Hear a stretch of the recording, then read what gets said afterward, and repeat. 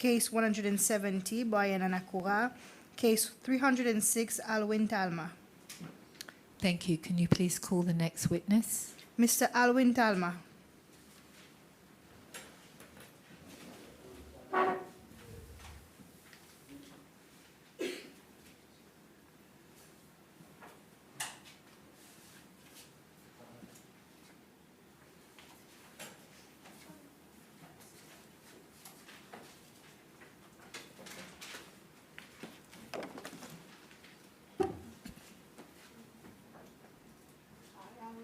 I, Alwyn Talma, Do swear do swear that the evidence I shall give that the evidence I shall give shall be the truth, shall be the truth, the whole truth, the whole truth, nothing but the truth, nothing but the truth, so help me God. so help me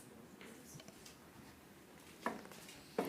Thank you, Mr. Talma, for appearing before the Commission today. We're grateful to have your appearance and to appear in public session.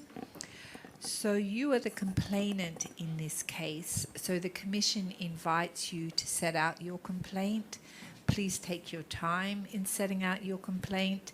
And if you need to adjourn at any time, just let us know, and we're happy to accommodate you. Okay. So the floor is yours. Thank you again.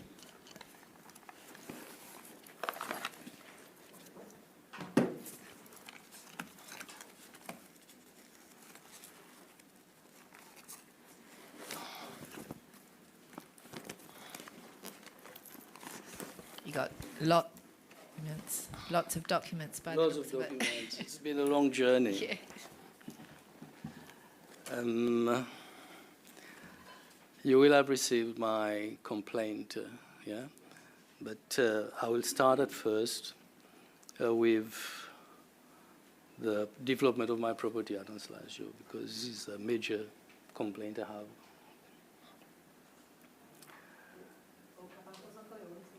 Yeah, okay, it's all right. Moi, je préfère que les amis créoles, ils comprennent ce qui vient de passer, moi, pas de personne encore.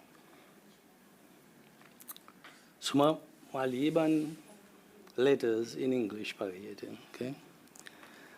In 1984, 11th of December, I wrote a letter to Georges Payet, who was the principal secretary for the Ministry of National Development, and the minister was Jacques Odoul. Dear Mr. Payet, planning permission for building a 10-chalet and restaurant complex or an agricultural development on Mr. Soames' property at Béchevalier, Anslasio, Pralin. I was intending to buy Mr. Soames' property. I write to inquire whether the government will grant planning permission for the above-mentioned development. Having read the Tourism Development Plan 1984-1988, page 3, second paragraph, regarding Anslasio and nearby area, I am in correspondence with Mr. Dick Soames to acquire his property. I gave the selling price, which was for Seychelles 100 rupees, 200,000 or upwards. Before committing myself to the project, I would very much appreciate if you could confirm me whether such a development will be acceptable to the planning authority. Please note that the tourism part of the project, if permission is granted, will not commence until the last installment for the property is paid, namely January 1987. I thank you in anticipation of an early and favorable reply. Yours sincerely, Alwyn Percy Talma. Now, if you look at the Seychelles Hotels Association, the chairman was Walter Confey, a classmate of mine at Seychelles College and a very good friend. He sent this note together with what the government had for tourism in the 1984-1989 plan. And we move on to Pralin. It is considered that Pralin has the capacity to take additional number of tourists. The target number of beds on Pralin, therefore, is set for 920. This will benefit the surrounding islands, including La Digue and the various services related to the transferring tourists between Mahe and Prale. It will also increase the utilization of existing infrastructure on Prale, electricity supply, for example. And it goes on to state that the size of hotels on Prale should be limited to 100 beds. The new high-quality hotels will be built on Prale at Ans Boulevard, Dubai Estate, Ans Kela, and another site to be identified later.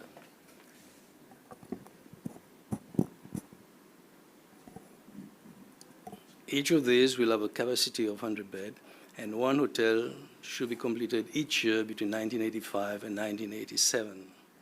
Certain specific beaches will be left without major touristic development. The Ministry of National Development will identify a site in the Ans-Lazio vicinity, but some distance from the main beach, for the construction of a guest house. During 1985 to 87, 2 or 3 guest houses of 12 to 20 beds will be built each year to give additional 110 beds. This is a reason I bought the land, because of this 1984-89 plan. Government did a survey, I think in 1993 or 1994, and when concerned tourism, number 1, sites for guest houses and hotels on Prale. 2, sites for restaurant Mahe. 3, siting of small tourism development of Ans-Lazio, Prale. Sorry. So this became policy, and I bought the land. And that's the letter I wrote to the Principal Secretary to allow me to develop the land. We are now in 2020. I'm still encountering problems. So that letter was 11th of December 1984. 84. Is that right? Yeah. And we're now in 2020, and you still never... 0. I'm not getting anywhere. I mean, I've been 3 times to the court, the Constitutional Court, and which I won with unanimous ruling of the 3 judges of the Constitutional Court, the government appeal, and the 3 appeal judges, Francis McGregor, Dr. Toomey, and Mr. Fernandez, agreed with the constitutional ruling and said that they should allow me to develop my land. So why do you think, given there was a government policy at the time, you bought the land, there was a policy that was encouraging the development of more hotels, maximum 100 beds, exactly what you wanted to build, why do you think you haven't been permitted to do that? Well, I was a vocal critic of the government. Yeah? I mean, I'm not one to take arms, but I speak my mind, and if I see things wrong, I say it. And I used to work at Coral Strand, and it was a den for party spies, mainly taxi drivers. If you want a message sent, you talk to the taxi drivers. And it goes there. I was opposed to NYS, the one-party state and all that, and I spoke my mind, and the corruption that existed and still exists today. And so it did not become a friend of the party. Furthermore, I'm inclined to believe that the project for Ans-Lazio was not really intended for me, because listening to Dr. Ferrari, Mr. Mario Ricci, who had a property at Ans-Lazio, La Pointe Chevalier, according to Dr. Ferrari, Ricci was singing every week, at least once a week, and he had his property. And during that time, there was a list of beaches where no hotel development would be allowed. Petitance, where you have Four Seasons now, Ascalon, where you have Lemuria now, Port-Launay, where you have Ophelia, and Grand-Anse, I don't know if it was La Digue or Pralin, it was not mentioned, en Georgette, and en Source d'Argent, on La Digue, a couple more. But Anse-Lazio was never mentioned. And Anse-Lazio is, to me, the most beautiful beach in Seychelles. Mr. Green will attest to that statement, I'm sure, because he's from Anse-la-Farine, the landed gentry.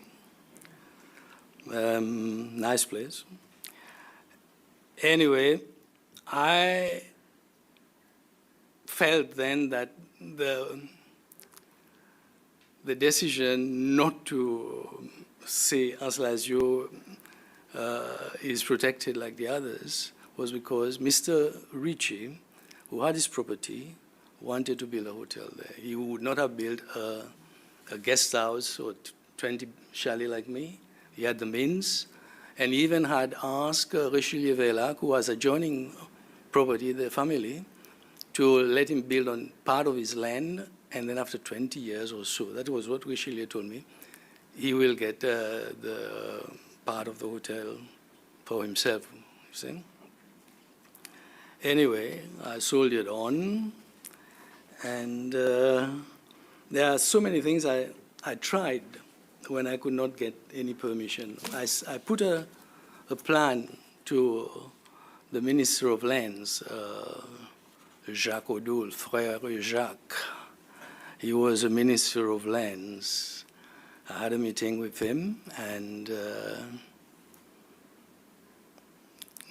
he was sitting here, I was sitting here, he was going through the papers, and my plan fell out of the file. He had told me I had not received, or he has not seen my application. And then this thing fell down. And I said, oh, that's it. He said, no, that's for another project. And like I say, in those days, if you want to get something, you don't start up arguing with the minister. Anyway, it went on like that. That's another thing I'd like to discuss later on. Project memorandum, Glassy property. This is for Madame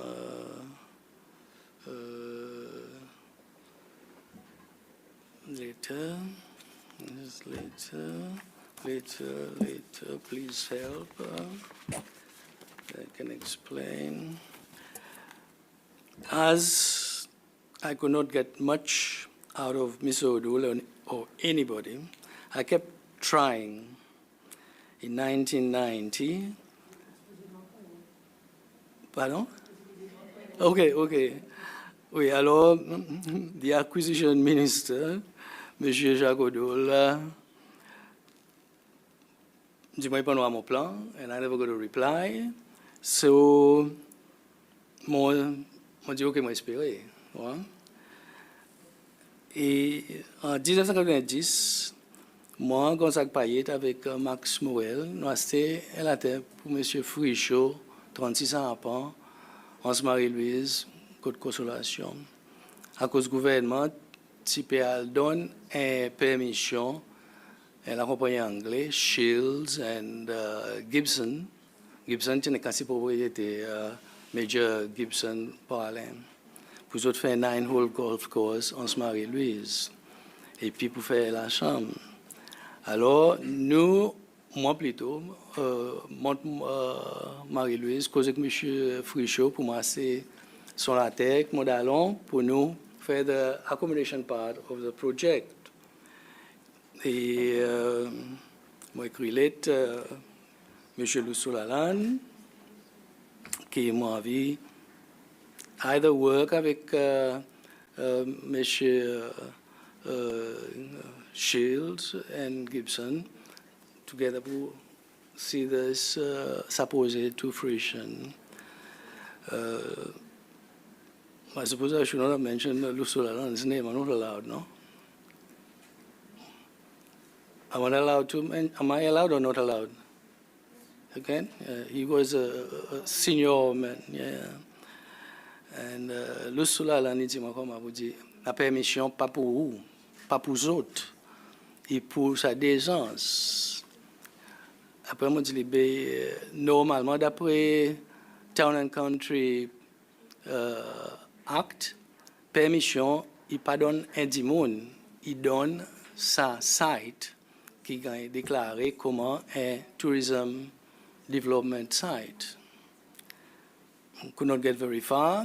Et Bernard George, qui représente Shields and Gibson, bon, causically, et je sais pas comment vous dire, il est acheté un bout de la terre qui nous a acheté pour ça ben dans ce faire son golf course. Moi je dis ben à cause nous pas join together, nous fait ça projet ensemble, son bon partenaire pas intéressé.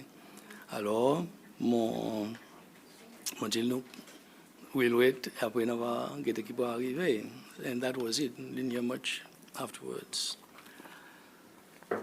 Mon quantité documents. Par exemple, la Town and Country Planning, mentionné Cabinet Approval, 1994, Outline Vacation for Restaurant, Cabinet Approval. Then there's a Memorandum of Ministers,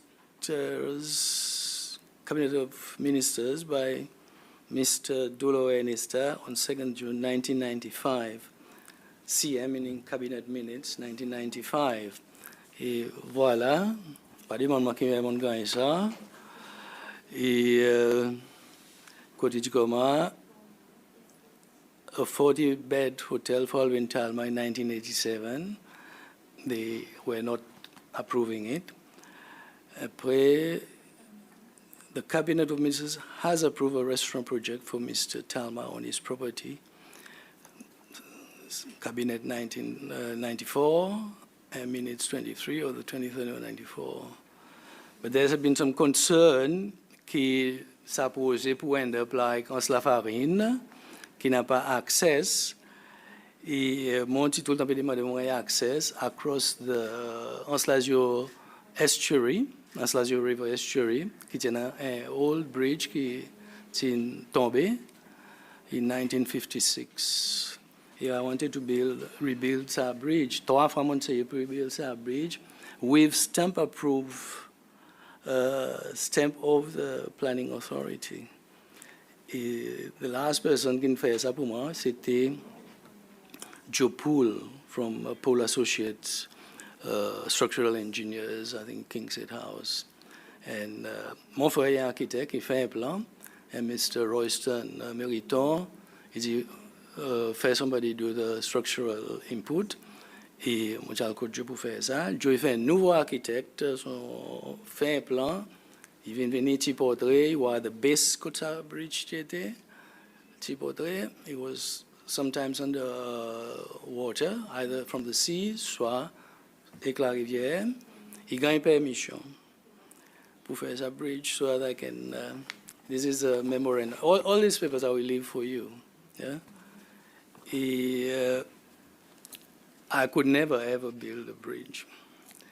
So that's it. Let's go further. That's another one. Why could you not build a bridge?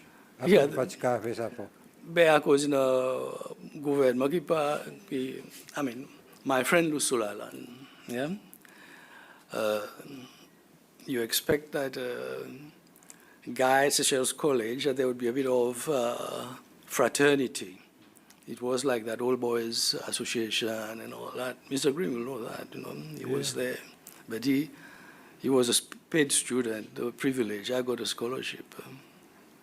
Et Lousteau, il dit, don't worry, gouvernement a un plan pour divert Siemens Lazio behind the marsh all the way to my property PR 2552 with a roundabout to go back so that I can get home and I don't have to rebuild the bridge. Because government wanted to protect the coastal zone like was done at Intendance. Yeah? 1 year, 2 years, 3 years, n'a pas. Et puis, and in the meantime, I've had my project approved because I went to see M. René. I had a restaurant, a shed, where you don't need planning permission for a shed. You have sort of pillars of wood. It's more like pareil nous dit en créole, un langage pirogue. Mr. Green had one at Anse-la-Farine because as a young scientist society member then, we visited the place, quite a bit of pigs and chicken and ducks and all. Is that true? Et il y en a où fait un langage. Yeah? Et ça langage, on finit couvert. Bon, on a une permission avec l'Australan qui vient une visite mon propriétaire en Slasio avec Madame Belinda Cook, who was PS for lands. Moi, quoi, Walter confait tout tu venir. Walter is my mate. I was even his best man when he got married. Et vient the helicopter, land on Slasio Beach. Après, vient visiter. And then he came to the site where there were some ruins and said, oh, ça va un blanc longtemps, qu'on est côté de la case because it's a beautiful view out to sea from this area away from the smaller beach. And then he told me, okay, who can faire ça? But I never got further than that. Yeah? But after seeing M. René, dans l'office de M. René n'est pas mon ami, il y a un ami qui me cause avec lui pour lui voir moi. Very nice guy, tout le monde normalement, le président est là, vous devez mettre tous ces là pour causer avec lui. M. René vient assis au bord de moi là. Moi, j'ai un briefcase avec tout le monde un papier. Moi, j'ai beaucoup plus de papier que ça. Il y a des gens qui mangent pas à caille, moi, pas ni fini, qui était. Et il dit, oui, monsieur, raconte-moi. I took my briefcase pour moi ouvert pour dire ce qui est arrivé. Il dit, moi, non, pas besoin. Explique-moi. Moi, je dis, une question que je vais montrer. Un lettre qui m'a écrit le Solalan pour demander permission à cause d'une pas mettre moi les divines dans l'hélicoptère. Il dit ok Marguerite, donne sa lettre, il lit, il téléphone le Solalan. That's when the Solalan started being unfriendly. Le Solalan, il dit mon ami c'est à cause il va gagner réponse. Il dit oh c'est pas. Well, I wouldn't know what I've said because he was on the phone. Et présent, M. René dit comment, M. Talma il like moi, m'a donné une permission.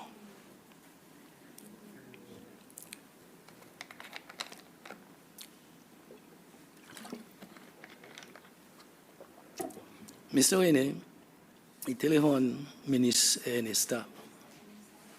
Il dit explique-moi un peu de l'or qui nous discuté. Laurence Lazio, il a besoin de dire qu'il a discuté. Mon magazine, pareil, ça, memorandum to the Cabinet of Ministers by the Minister of Community Development, heading Development Policy for Chevalier B. Anse Lazio Pralin, dated 2nd June 1995. And then il dit de l'or, Mr. Talma avec moi là, m'a donné permission pour proposer.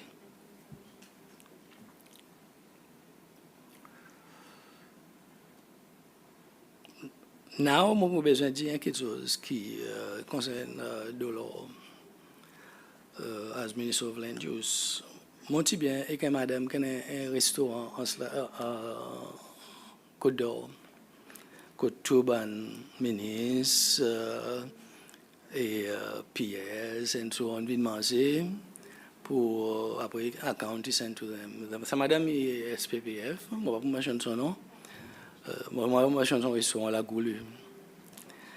Et dis-moi, mais ça, mon c'est de monsieur Dolor, à cause qui m'ont pas, qui ont un problème. Il dit, moi, monsieur Nessa, il dit comment? Vous connaissez qui est ça? Oui, il dit, oui, je connais les amis. Parce que moi, je travaille avec monsieur, madame Willy, Coral Strand. Il a un premier travail, c'est celle from UK. Et après, il a sorti Europe pour l'opening of Coral Strand Hotel, la commencé à Coral Strand. Je dis, madame Willy, comment? Il n'y a pas de bout pour National Anthem. Vraiment pas de bout pour National Anthem. À cause du National Anthem, il dit des bouts sont libres. And I did not feel libre.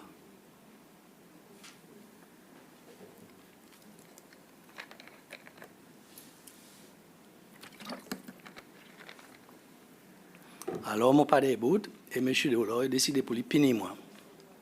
Il m'a droit, moi pas de bout. Moi, je connais qui mon fil, qui m'en passe là-dedans.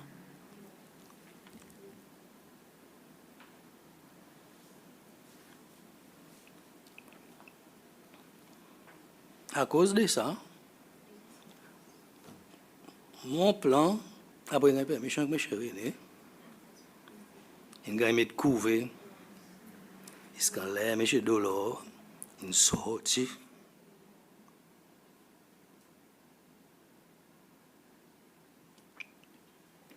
Comme ministre de la Terre, pour le Minister of Social Affairs. Après, Dixie Norris, un classmate collège qui dit PS. I pressured him, a push, and I got my permission approved. Huh? Permission approved, n'a pas bridge. Bridge pour moi, access home. J'espère que c'est mec qui vous venez passe par derrière la main. Pas quoi arriver sans combien là. Après, en 2001, Joël Morgan est venu ministre. Lens, ITPS avant. Dis-moi, OK, il y en a là-dedans. You will rebuild the bridge. Après, là, nous faisons mes pas derrière. Either stop using the bridge or demolish it. I dis, demolish it would be a bad thing. You can use it pedestrian, okay? Pas même 2 semaines plus tard, M. Lussolalan, M. Gérard Lafortune, PS pour transport, Lusso, PS pour l'environnement, M. René transfert pour l'environnement, pour l'environnement, et il n'est pas content because tourism was a prestigious portfolio in the government, qui l'environnement. I think because of that he was not happy. He tried to do his best pour l'empêcher de faire développement de la zone.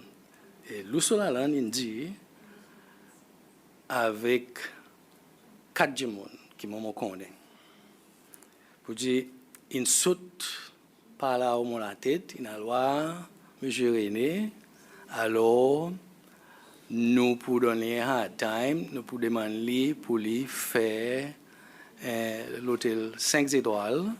Il n'a pas l'argent, il a fourni la paix.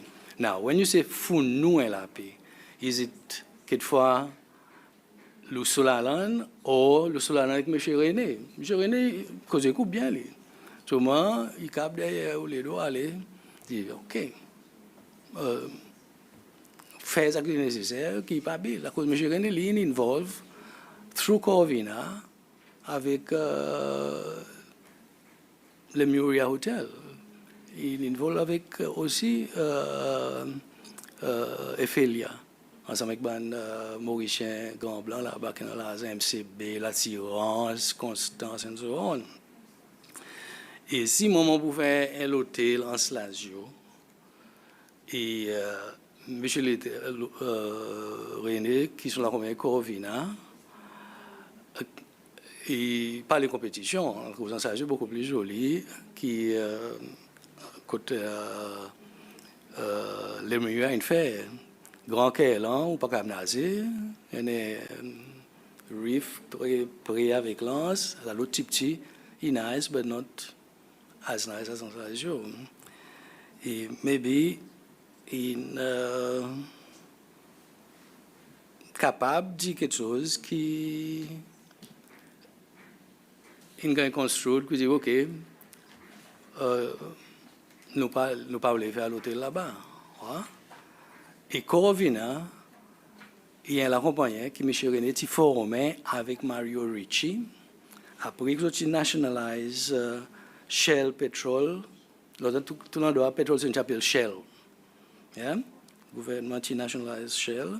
Après, ça, la compagnie Corvina qui peut faire a lot of dealings with oil into Seychelles. They were sanction busting, buying oil from Iran to South Africa, qui tient en bas sanction. Et sa qualité goods ou fait à la ça à cause illégal. Ouais? Et ça s'accompagne tu run from Switzerland et même pétrole pour ces lois tu quand même une commission on top of that pour autres. Alors quand il a avec sanction busting il se calait Iran-Iraq war qui présent Iran went straight to South Africa to buy arms in return for fuel petrol. Huh? Et Corvina is still a massive company. You va voir, it's like a hydra. Si en quantité la compagnie qui est en bas Corvina, on va voir, non, monsieur Guiné, et ni moi, seulement nous connaissons, pour dire monsieur Guiné. So, that's Corvina. Anyway, present, I was feeling really sick about stress. Nowhere to go. Et moi traité Singapour. Et to cut a long story short, sa docteur, after a few visits, or many visits, he said, you want the good news or the bad news first? Moi, j'ai dit, donne-moi the bad news first, après, moi, je want the good news. Endoscopy, colonoscopy, things through the nose, you name it. He said, well, I feared you had cancer. You don't have cancer.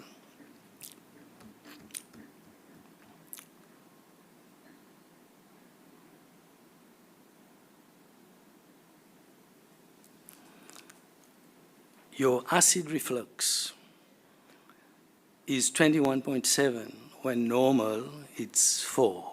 Everybody has acid reflux. And acid reflux, c'est à cause ou à stressed.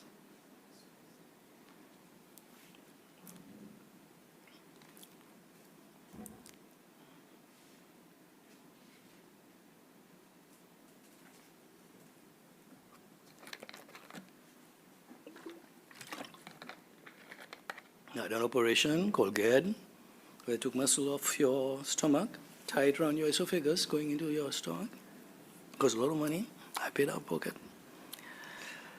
But I was happy that I was not having cancer. Mon CI encore présent, tiens, des trois compagnies qui n'intéressent pour investir avec moi.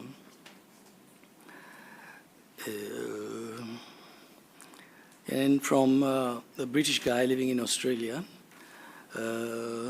John Spence, de la compagnie de l'hôtel, Royal Resorts, après une Karma Resorts. Après l'autre groupe aussi qui vient sortir ici d'Afrique, Cape Town waterfront, another 5-star in Centon, Johannesburg.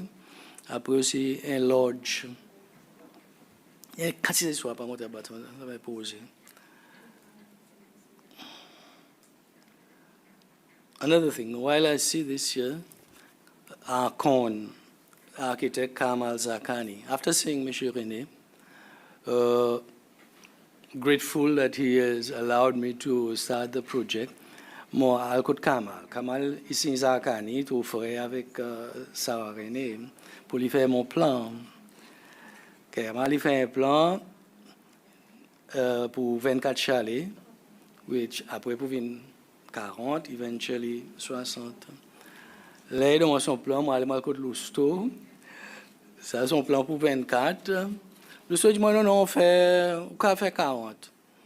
Dit Kamal fait 40. Il allait, il fait 40. Après, avant il finit, le soir, moi, non, monsieur René, je vous fais 24. So, back to square one. Moi, dit Kamal, mon papa a payé un deuxième plan, ou whatever. Mon frère est un architecte, British train, et il a fait ça pour rien. Voilà. Et mon frère, il fait. L'aime après, qui m'ont dit $1 là.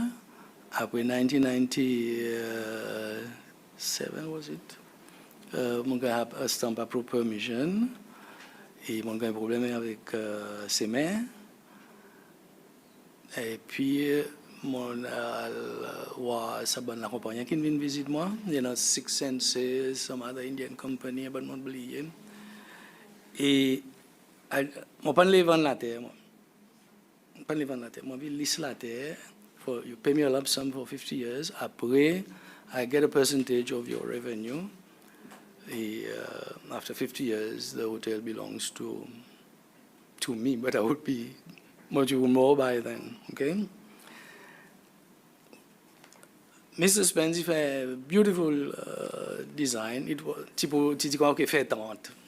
Acceptez ou pas faire 60, ou pas faire 40, ou quand vous faites 30, vous faites 30, you get some money. Fait présenter dans comité Tourism Consultative Committee, moi quoi y appeler. You meet at State House, projects sont posés and so on. Everybody was tapiers, ministres. Okay, that's a good addition to the Seychelles tourism portfolio. Il suppose qu'il y a une permission. Last minute, il n'y a pas rien. Dixie, mon schoolmate écrit un lit. Il veut dire, pas approuve. So, mon gouvernement a offert 3 other sites.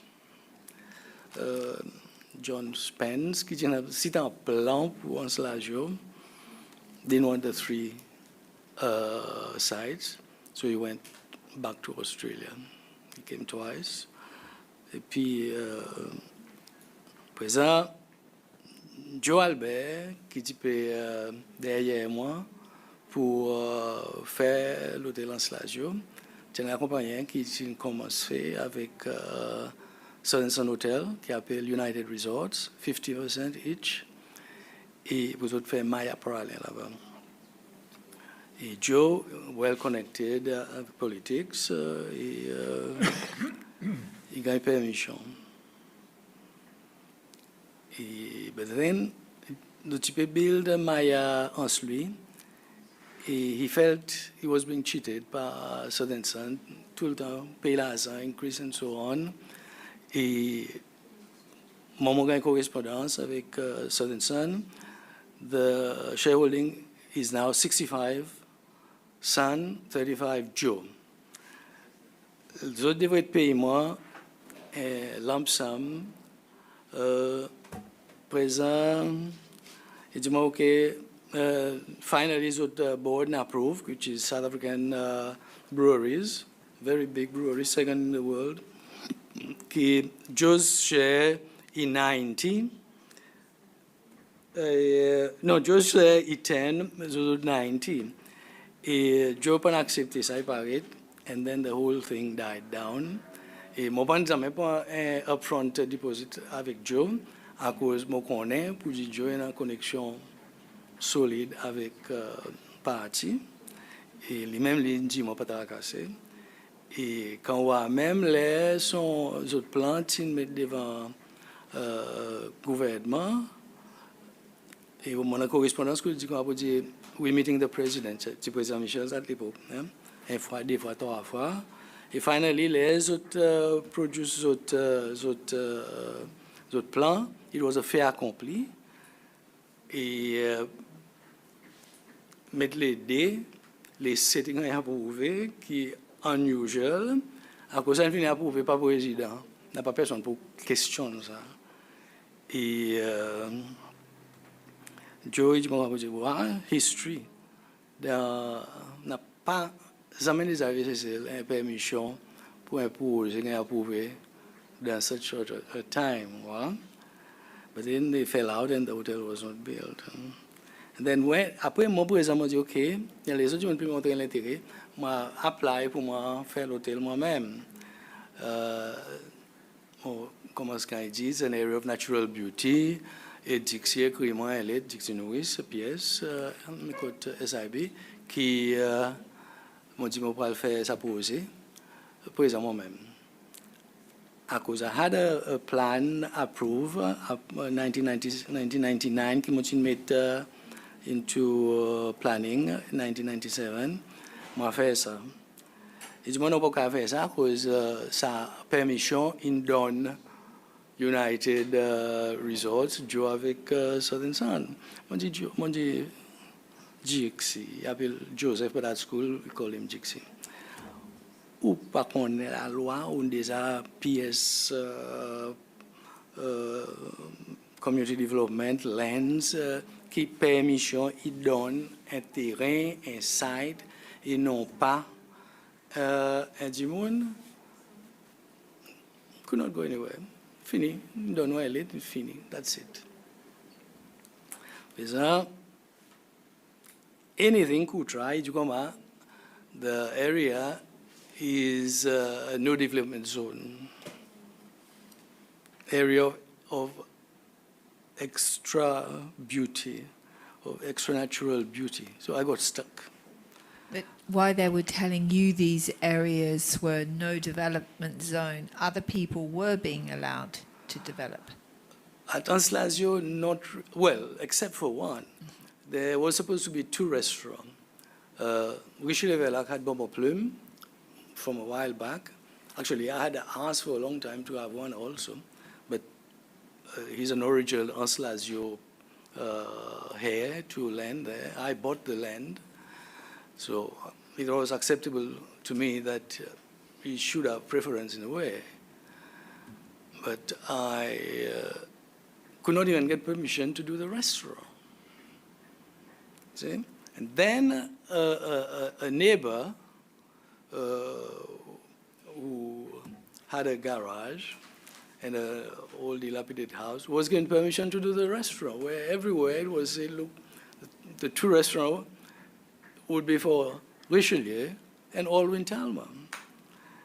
Remember one day, a group of people from the Ministry of Lands, Delors, President Michel, the MNA for Pralin, who never wanted me to build anything, for Besançon rather, and a lot of people from the Ministry of Lands. And the guy got the permission. And there I am. I bought the land on the basis of the government 1984-1989 development plan. And I'm stuck, completely stuck. Another thing what happened is I went to a meeting with Joel Morgan concernant pour moi faire l'hôtel à cause mon droit pour moi faire. Ouais? We are in 2001, mon planning stamp approved. Et dis-moi, oh, that's not a problem. You've got exclusivity. You're the only one who's going to be able to build a hotel at Anslazio. Otherwise, all the others, pour n'a pas droit. Et pour ça, it's only a formality. Après, il écrit, formality, resubmit your plan. Après ça, il dit, si ou pour un investor, on a du monde qui avait intéressé on the same terms as Joel Bear. c'est le m'a considéré après plus tard m'a venu il est mon correction secrétaire au Clark là-bas on dit demande-lui lequel ça bouge hein jamais indeed but I thought maybe it might have been this Indian guy there who's bought almost all of Seychelles Islands. Conception has got at Pog, another island. He's got a whole of Anskoko, Shopi Bangalo, Kapsami, you name it. Siva. Yeah? That's another story about Siva. I said, no, I'm not interested. Et mon style pas de permission.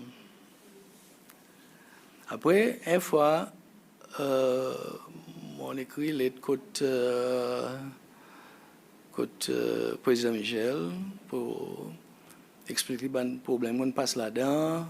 Meeting qui m'ont écrit par l'an 2004 avant il vient président, décembre vient président. Et l'autre meeting m'ont dit à passe à cause écrit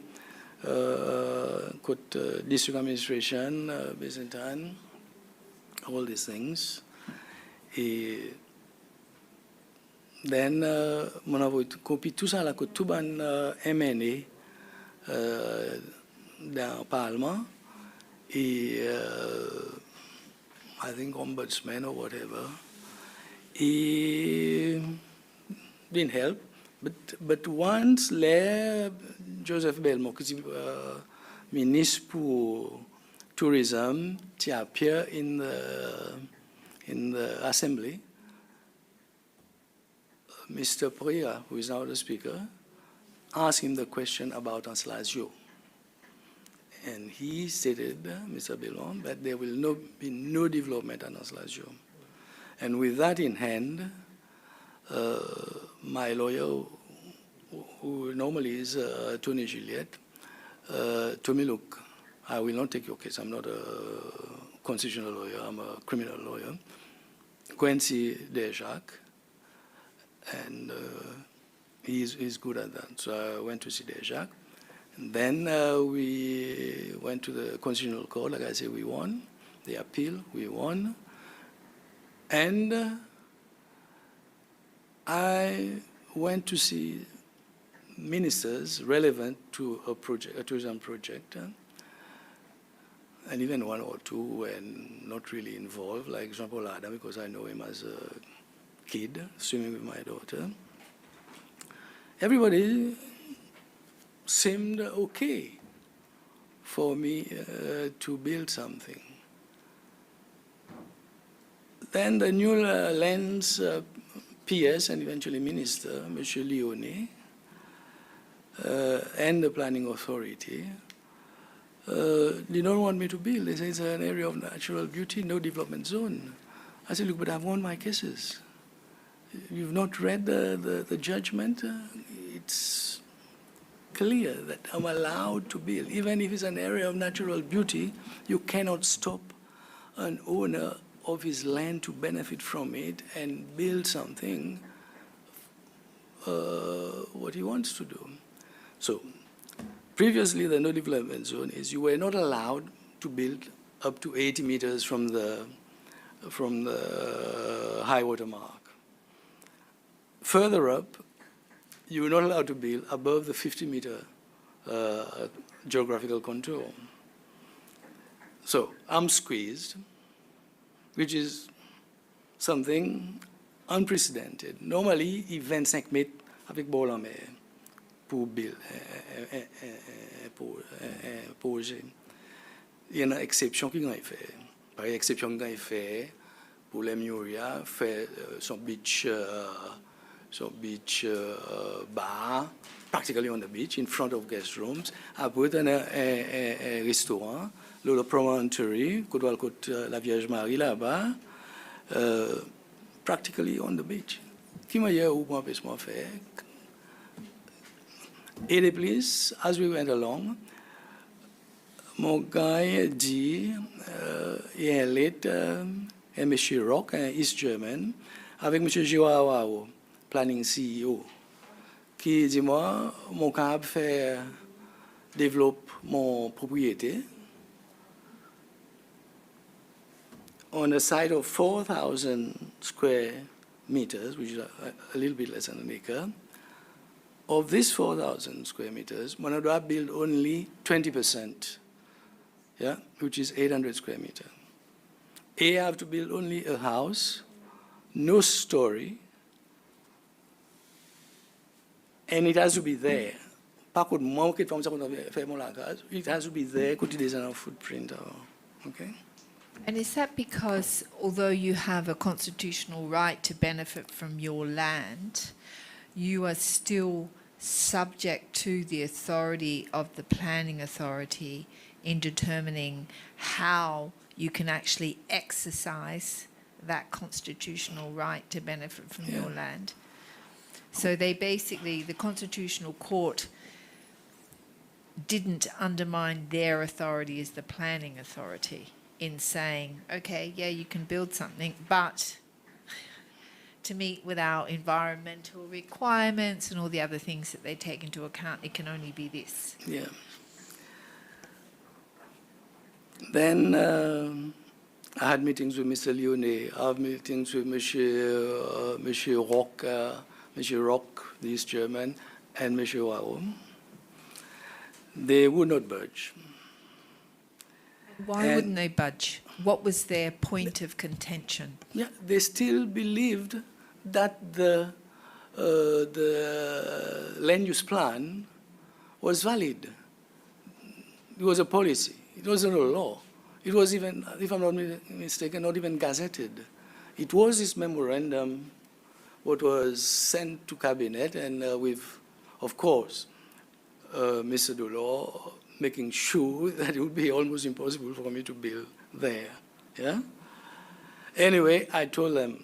Then there was a meeting, and I went with my daughter, thinking that, look, we got some bullet points of what we want to discuss, and there was a group of ministers. There's Wolf Payet, who had become now the Minister of Environment. You had Alain Saint-Ange. You had Minister Laporte, I think, as Finance, and Leone, and you had this CEO of Planning, and a couple of other guys. Mr. Wolf Payet is the one who, there it is, Environmental Impact Assessment, Hotel de Privilège en Slasio, April 1998. That's when I got a permission. I had to do an EIA. Wolf Payet, P.O. Box 677, Victoria. He was the Director General of the Environment, and in this, 54 pages. He gave this to the Ministry of Environment. And as chance would have it, Mr. Lusulalan had been moved to the Ministry of Environment. Normally, you should get a certificate for your papers that you've handed it. It was not forthcoming. Alors, je suis allé à M. Lusulalan, je me dis, mais qu'est-ce qui est arrivé? He was out of his office. Je me dis, mais ça, impact national, pas qu'on l'ait pour approuver.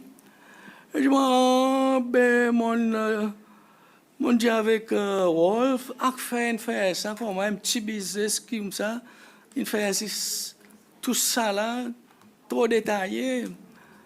Après, mon dit, ben, trop, plus détaillé, plus bon. But the request was for A class, which is the better environmental impact assessment that you would have needed for this. So I rang Wolf. Wolf m'a dit, ben, ça m'a causé avec moi.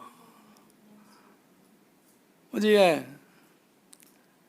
Je dis, ben, ok, vous quittez ce cas, vous gagnez ça, mon pas la guerre avec lui. This is a memorandum qu'ils ont used to deny me even after the Constitutional and Court of Appeal judgment. Anyway, back to, there's so many things. It get all muddled because in my head, but that's why I bring a bit here. I move away back to somewhere with new information, old information. Anyway, insisted, this grouping of ministers and PSs and CEOs, that they are not going to budge. I've got this permission for 800 meters on a property that is 260 something, almost 65 acres of land. And the 800 meters is only 0.31% of the total acreage of the land, which is, how do you call that? I mean, you want to develop it commercially. Yeah. You don't want to build your little house in the middle of No, the I have my beauty. little house what Yeah. Mr. Dolo wanted to pull down as well. This I'll come back to and I have pictures to show you. I never plastered the side of it because to remind me of his nastiness. Like he arranged to have my shed for the restaurant, which had been approved by Lusto then, yeah? And it was just a shed, 2.5 barrel of diesel, bit of wood, charcoal, coconut husk to grill some fish. Didn't have electricity. I had problems to get electricity. Even before I went to Anselazio, I applied to have electricity. There was an old man looking after the house, didn't have electricity. I wanted him to get electricity, that when I come up, I will have electricity. It didn't happen until 2001. All sorts of excuses from PUC. I think I was on a blacklist. The moment they see my name, oh, there's a guy for us to squeeze this. You know what? And I bought myself a kerosene fridge. No telephone, no electricity. Kerosene fridge, you've got to put it on a level where the blue light hits the ammonium and you get a bit of refrigeration. There's not much of a dip, just a tiny little compartment. But you can put some vegetables and things like that, your beers, you know. Then I moved from that to gas. You have to carry a gas bottle, 48 kilos. The bottle itself is almost 40 kilos. You buy it in Bessenton, you pay a pickup to bring it to Ansboudet, pay a boat to bring it to Anselazio, pay the guy to carry this thing up the steps to the house. On and on and on and on, backbreaking. The no bridge, the car doesn't get to the house. Madness, really, you know? Where was I now? So we told them they had this meeting with the ministers. Said, look, I told Elke, look, I'm not accepting that. Elke is my daughter. I'm not accepting that. We're going to go back to court because it's contempt of the two highest courts in the land. So just they couldn't care less. Nobody said, okay, let's come. We could have said, look, let's come to an arrangement. Same with the shed that Dolo pulled down. People on Prali did not want to pull the shed. I had paid a license. Tourism had come. Fire had come. Health had come. Environmental health had come. Fire brigade had come. And I paid a license. I mean, if all these people from all these ministries knew that there was this agreement that I built this temporary small restaurant for me to make a living until they decide on allowing me rooms, you cannot have a guy like Dolo come in and give an order. He gave an order, and no Pralino wanted to take the job to pull the thing. He had to get two guys on a Saturday together with his CEO of planning, I don't know if it was called CEO, Biscone, got two guys, Flake Vidot, René Vidot, Mr. Green will know Flake Vidot Laponade from Seychelles College selling ice cream, and Benjamin Melon, give them a contract. Benjamin knew the place, so he showed two guys from Les Mamelles, and the guy said, look, we've taken the money. We don't want to do it, but we've taken the money, we have to do it. And flattened, because there was a rock in the middle. There was not space so much for a restaurant, just a small little something for you to be able to live. I had made a little wall around the middle rock, a couple of steps, and one pole to hold the roof, and then to both sides of it, like a takamaka table. Mr.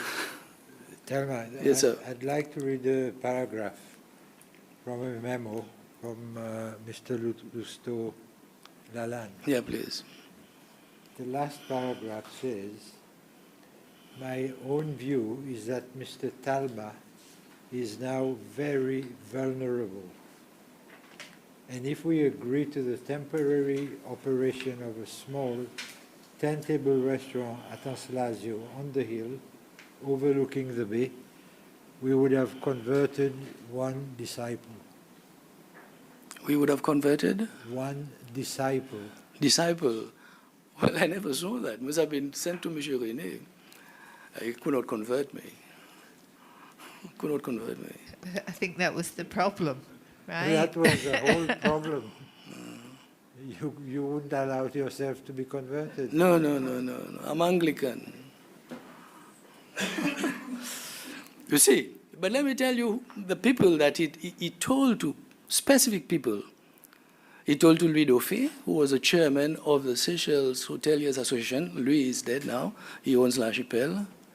As long as he has a say, Alwyn Talma will not build a hotel on Anselazio.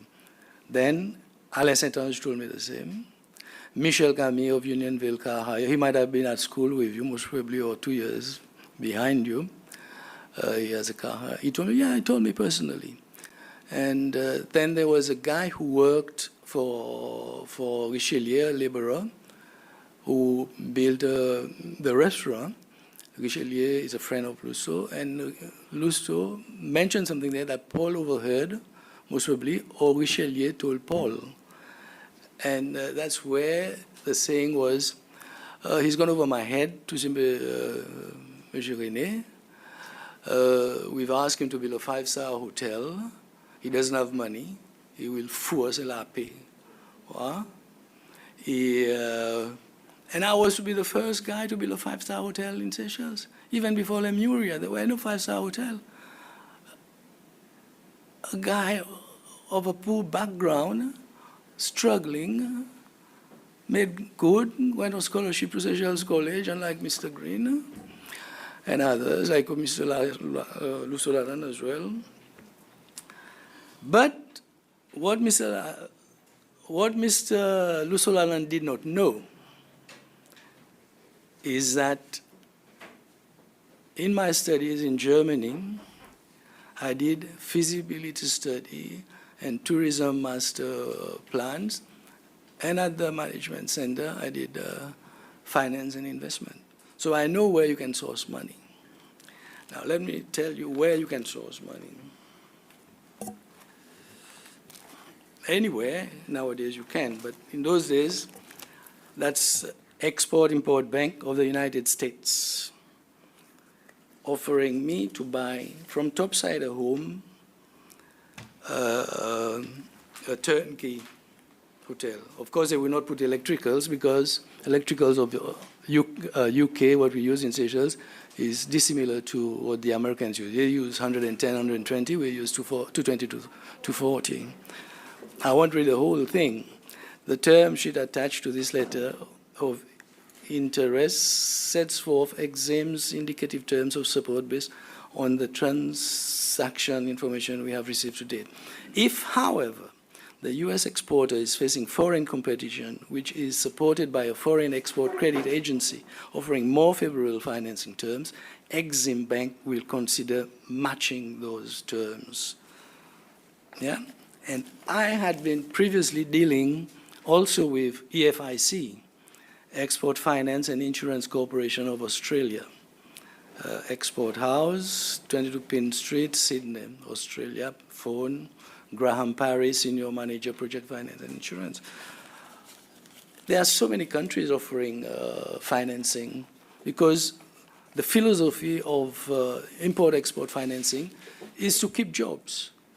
Even buying a hotel from a company, the guy selling the timber makes money, the artisans building it makes money, the furniture going there, the upholstery, everything is there. It keeps a job there.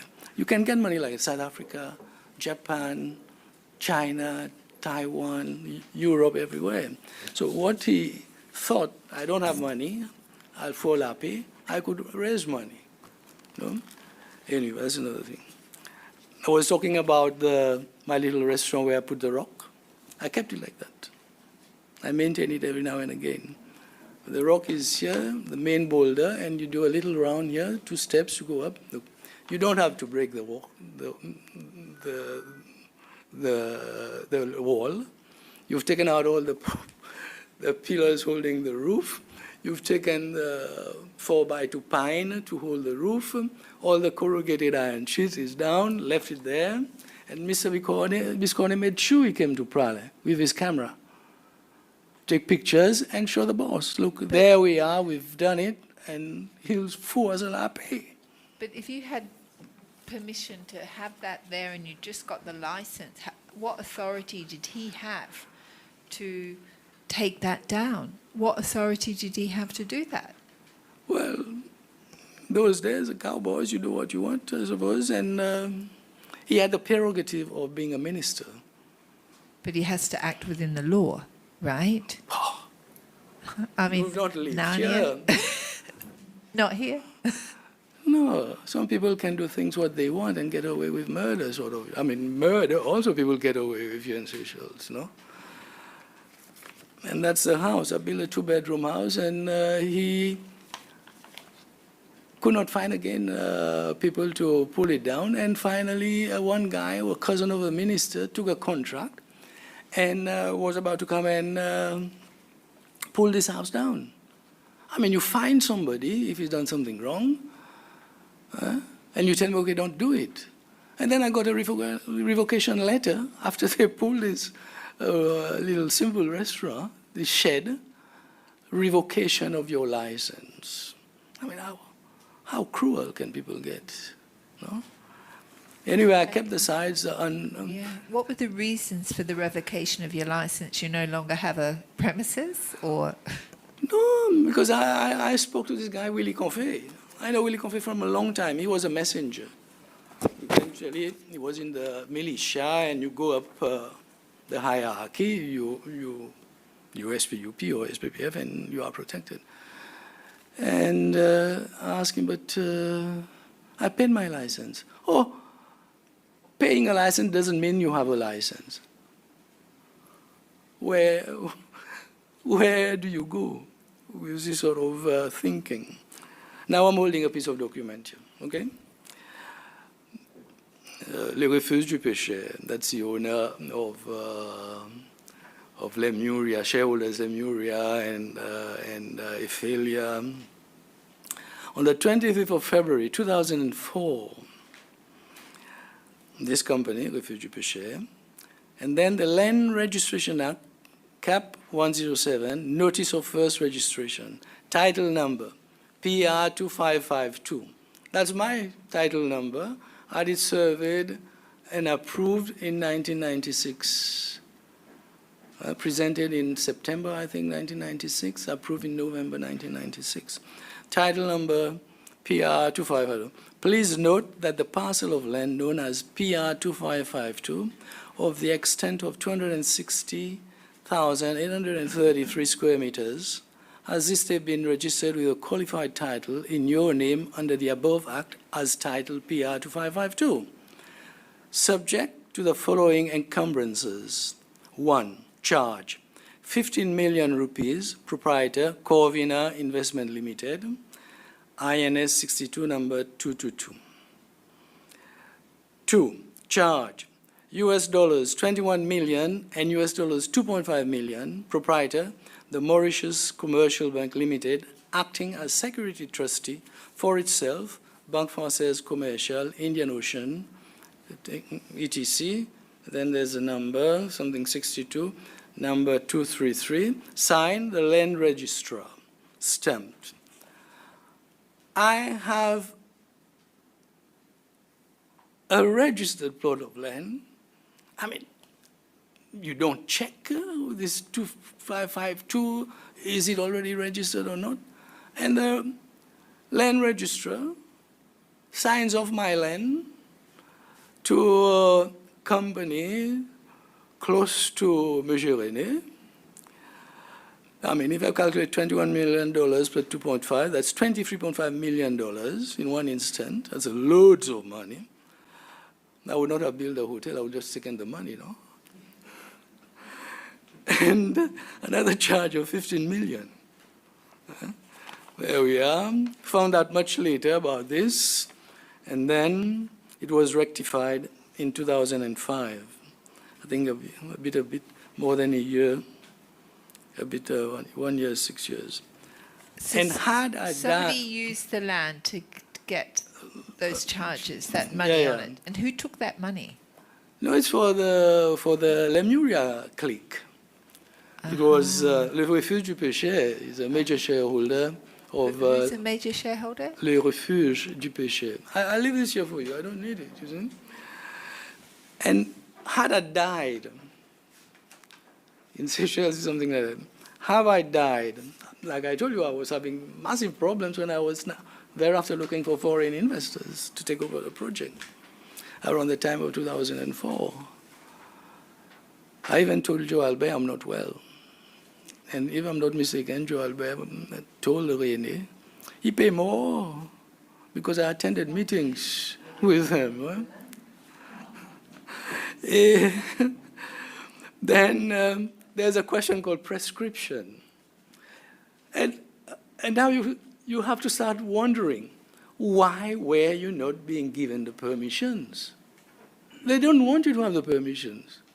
You'll get fed up, get more sick, and you die.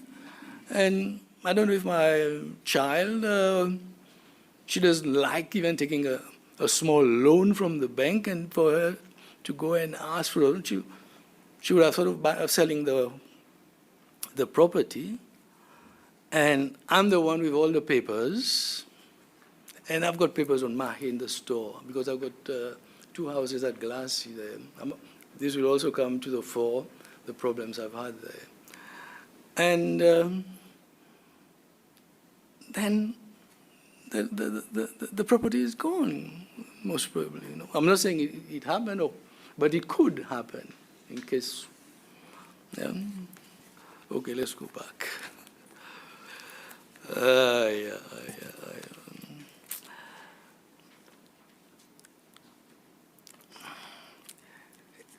Anyway, when I decided to bring the ministers and the people from SIB and planning and all these people to the court, they had to write affidavits. Quite a bit of lies in there. But my lawyer made a deposition for contempt of court. But the Chief Justice, Mr. Untengo, whatever his name was, yeah, he's a Ugandan.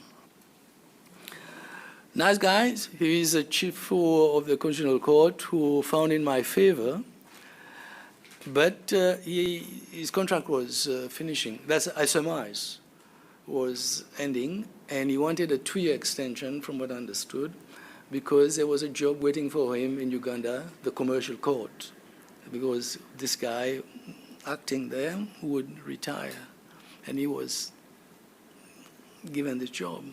So when we get to the court, the judge said, look, let's not do a contempt of court. Let's do a judicial review. Because I don't think Mr. Ntende wanted to upset the ministers and the government about taking a case of contempt against it. So we did that, and there was a Sri Lankan judge that took the case. And of course, in the Attorney General's office, the majority of counsel are Sri Lankan. This Mr. Silva kept postponing. One day will come one guy, next time another guy has no clue what we've been discussing, and finally, Mr. Judge Silva was sick and ill, he had to leave. That's where Mrs. Toomey came in for the judicial review. Mrs. T doesn't mince her words. She told this senior guy, I think they call him doctor, senior Sri Lankan guy, said, look, tell me if you think it's right.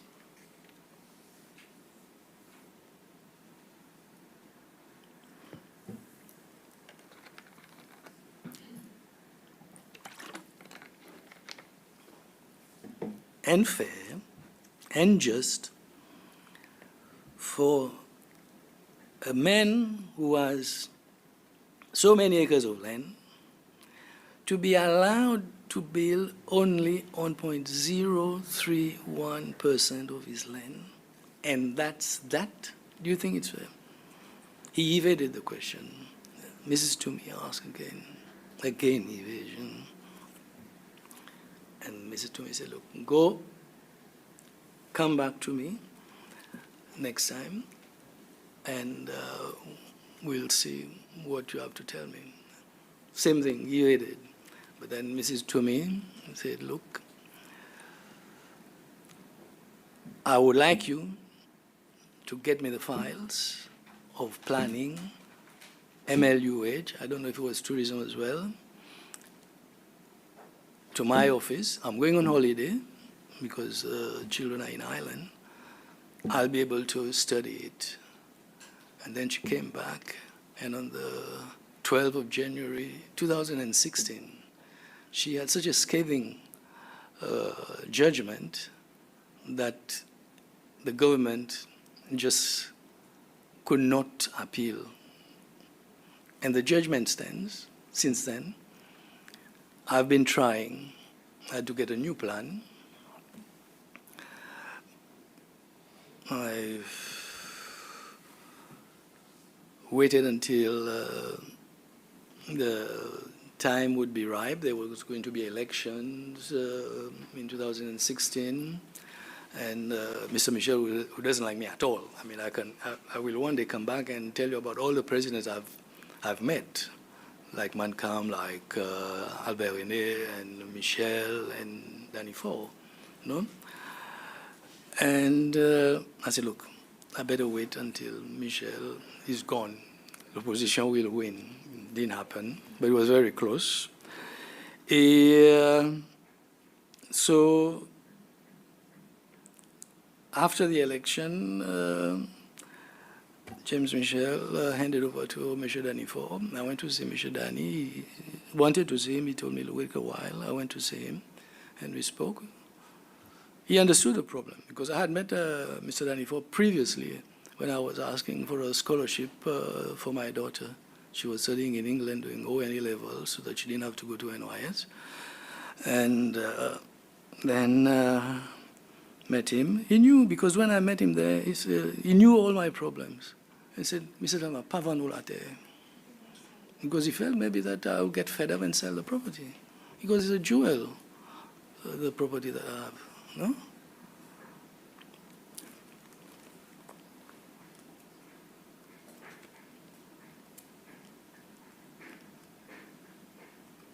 So you got the judgment in January 2016, and you're still waiting for the right time to present a plan that will be acceptable? You haven't Yeah.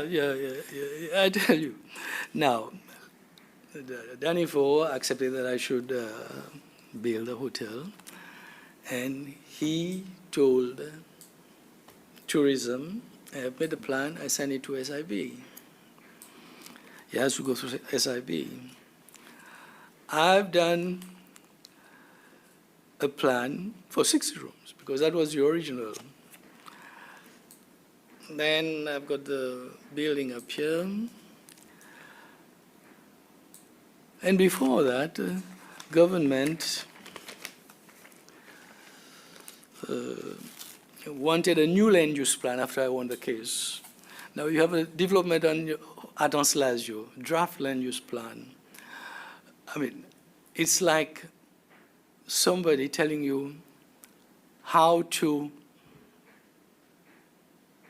consider the development of Anslaggio.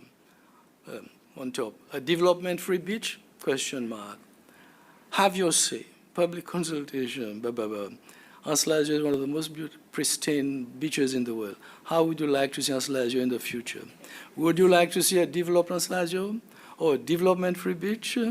Having consulted the landowners, the Seychelles Planning Authority will be presenting the type of development being proposed of Anslaggio and invite members of the public to attend the meeting, which will be held on Saturday, 29th of July at Basinton Community Center at 2:30 to 3:30. 2:30 to 3:30. Okay, listen to that. It's not finished. The plan includes proposal for Anslaggio land use and a ring road connection that will serve the whole of Praslin. The future of Anslaggio is in your hands. Come and now, absurd. Okay, so civil society is now going to stop you. Yeah, so now in the nation, after this meeting, I mean, people don't go to these meetings, really. You know, you'll get more official sometimes when you have people wanting to say. Authorities review Praslin development plan. There it goes. The new land use plan for Anslaggio Beach on Praslin will take into consideration property owners who want to develop the land, Seychelles News Agency has said, citing a top official of the Seychelles Planning Authority. The authority met around 5,000 inhabitants of Praslin around the new plan, about the new plan for the northwest side of the island as part of the review of the no development zone imposed on Anslaggio. Now, Praslin has about 7,000 inhabitants. Babies, grandmothers, people who couldn't care less what happens, no? And I think there were about 25 to 30 people attending, including the people from the office on Mahe. Okay, like I said, no building on Praslin would be able to accommodate 5,000 passengers, not even on Mahe. I mean, this is trying to con the whole population how the people of Praslin are concerned. They're not very concerned at all, you know. It's your land, do what you want, make a living of it. But anyway, you'll read that as well. Actually, there's the one from Chief Justice. Chief Justice declares land use plan invalid. A lot of things Mrs. Toomey said. Okay. Court of Appeal upholds Talma's right to develop Anslaggio property. I leave this, I don't need it anymore, you know. Now, having said that about the ring road, let's go over here now.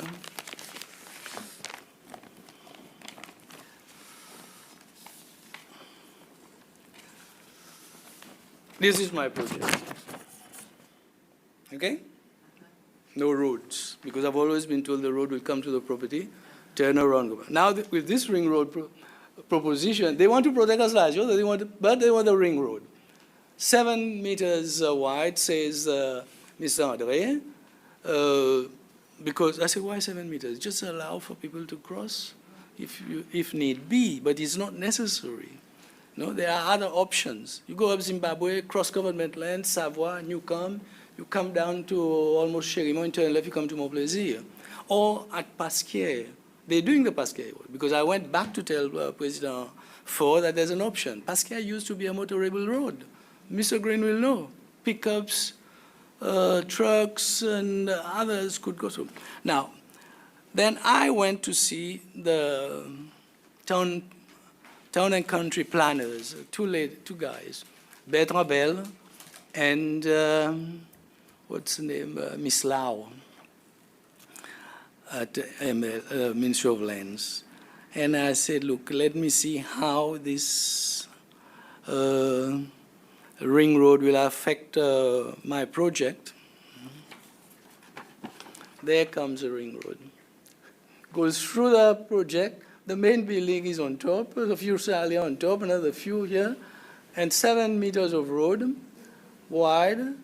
People will park their car, drink, throw their bottles, which is quite common in Seychelles, have their massive speakers in the boot of their car, blow it.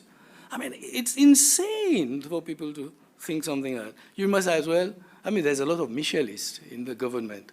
Danifo cannot get rid of them. And these are the guys who are up to these sort of pranks on me, no? Because Mr. Michel hated my guts. But Mr. Talma, Yes. that ring road, is it supposed to continue all the way around to Yeah. I even did something. Georgette and all and across? Yeah, not on Georgette. You will go to Montplaisir, but from Montplaisir you can join the walk to down to Lemuria. To Lemuria and to Georgette. Now this is the one what they had at the administration office. I just picked it up, took it off the wall after the meeting was finished. That's the one. That's Lazio. It will go all the way here, across my property, around the property of the Lavie, go up Chérimont, and down to Montplaisir, and connecting at Montplaisir, because is the end of the tarmac road. Yeah. Isn't it? So they're not going I don't know. around the north, Look, I've southwest point. told Mr. Danifo about the road. He went to visit the Pasquier Road, yeah? And the next year or a bit later, he arranged to get financing for the Pasquier Road, which is 46.9 million. They're doing a very wide road, huh? Like 7 meters. more. But there's a problem. PUC, after so many years, had plans to build a dam at La Plaine Hollandaise. Now, when the railroad project came up in Parliament, they suddenly remembered that, oh, we used to have a plan for a dam there. So the road will now be built about 500 meters, wait for PUC to bring the dam project, and then continue to go down. Yeah? I mean, the left hand doesn't know what the right hand is. You know, these silly people in the offices. I mean, for me, the planning office is a den of thieves. You know, they want goose, some of them, the senior one, the normal ones, no. I know stories while I work at Corostran of people were earning 300, 400 rupees. And one senior guy at the office, to move her paper, asked her 300 rupees, a month's salary. And it happens all the time. Everybody will, even the minister takes money. I give you a contract to build houses for the poor. He will call the contractor, oh, I need so much. Of course the contractor will cut corners. Yeah? Or then you see cracks in the wall and things like that. Anyway, that's another matter. Okay. Where was I? Wait, the ring road. My neighbors of Erlax, they cannot get on with each other. Yeah? The Bomoplimpa family and the other family of Le Chevalier don't get on at all. So they cannot agree on the ring road, because when the property was subdivided, the access for all the heirs was along the coast. Now, the Chevalier feels that if Richelieu, he wants to divert the road at the back, because the restaurant is now built where the road passes in front. He wants to do it behind, and between Richelieu and Chevalier, you have the D'Artagnan Verlac of Mosquela, who was a strip. And they also don't get on. Verlac get on with Vargiolo. This middle Verlac doesn't get on with Richelieu or Pomoplim. So it's a problem. Now, I will have to wait for these guys to sort out their enmity so that I can move on. So I asked the government to allow me to cross from Montplaisir, from Chevalier, where the Lavines live. There's a track cleared to come to the Fireberg, which adjoins my property or separates the property of Talma and Savoie State land. I don't seem to get anywhere. So now I've offered, since they are determined to do the ring road, I say, look, the property goes up to Zimbabwe.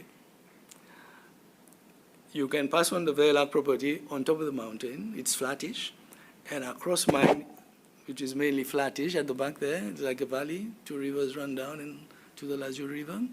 And then you turn around, across Savoie-Land, across Newcombe, you join with the road going to Cherimo to the right and Montplaisir to the left. This should be an easy solution, I suppose. I've cleaned the land 3 times. You pay a guy 400 rupees, he works 4 hours, 3 hours. 3 times they've cleared. And I've told my EIA consultant to inform the land transport to come and look where I want them to pass. Because I don't want them to pass where they want to build a road there on my property that goes across my project. It's flattish. And then it starts going up like that. You have to build the road on pillars. And Monsieur André told me, look, no, this is too expensive for us. Too expensive to build up there. I said, my good friend, you want the ring road. If you want the ring road, you pay for it. But now I'm offering just before I die. I'm not young anymore having all these fights in 1984. Yeah? And I'll give you the part at Zimbabwe, and you can cross over to go have your ring road. This ring road is completely unnecessary. A small island like Praia, how many kilometers of road do you have to get from A to B? Eh? There are no inhabitants in that corner. No. And I even told them, I said, look, the idea of infrastructure project is to open up land for housing, for agriculture. It's government land up there anyway, Savoie and thing. And if you want to do it, you do it up there, no? You can also sell little plots to people for farming. Les grands fonds, which is now Zimbabwe. And I'm waiting. I suppose I'll have to wait until the election and see if there's a change. Maybe I can move on. It's frustrating. It's stressful. And now I've written a letter to President Michel, letter to all the MNAs, and then from Exciting Seychelles. Now, I've got these 2 houses at Grassy. Permission to convert one, the smaller cottage, for a 2-bedroom self-catering guest house. It was okay, but to do it up nicely. Mr. Lusola and Mr. Walter Confit comes to visit. Oh my God, that's beautiful, no? Nice little hideaway, no? I was going to get permission and didn't get it. Not approved. Then I applied to have 5 rooms. My main house where I live in normally, I live on Praia now, had 3 bedrooms, and I proposed to do on top 5 rooms. I was looking at 5 rooms for glassing.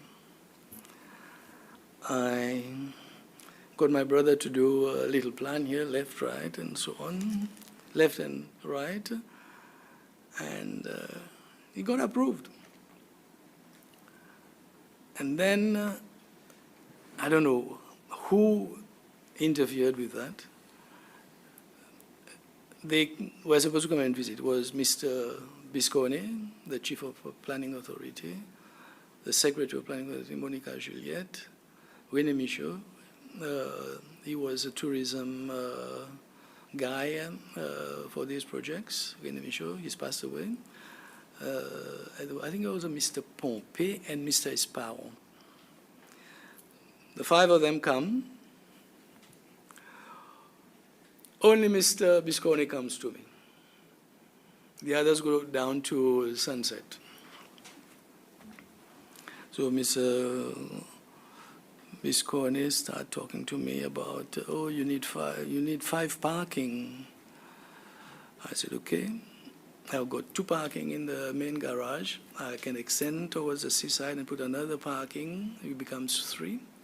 And then the other side, you can park 2 cars. He said, no, you're not allowed to reverse on the road. I said, look, you can occasionally reverse on the road. But anyway, there's a store.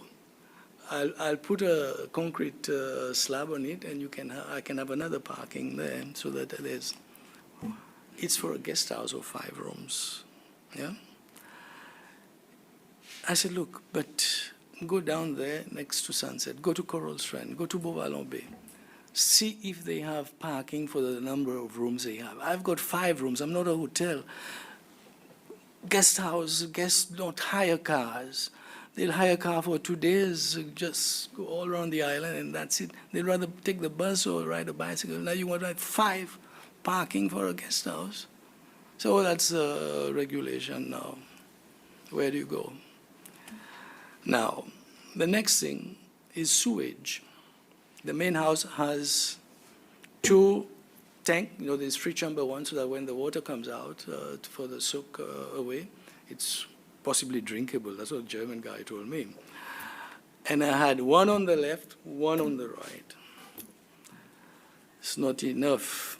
I said, okay, the garage is big. I'll dig the garage up,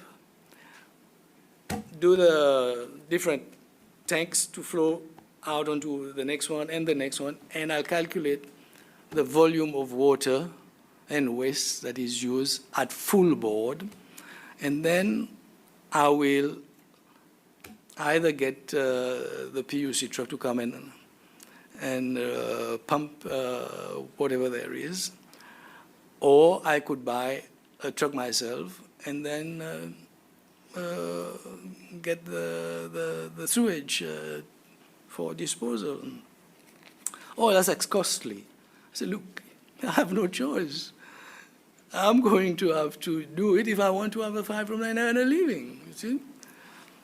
Then the plan was not approved. But what happened?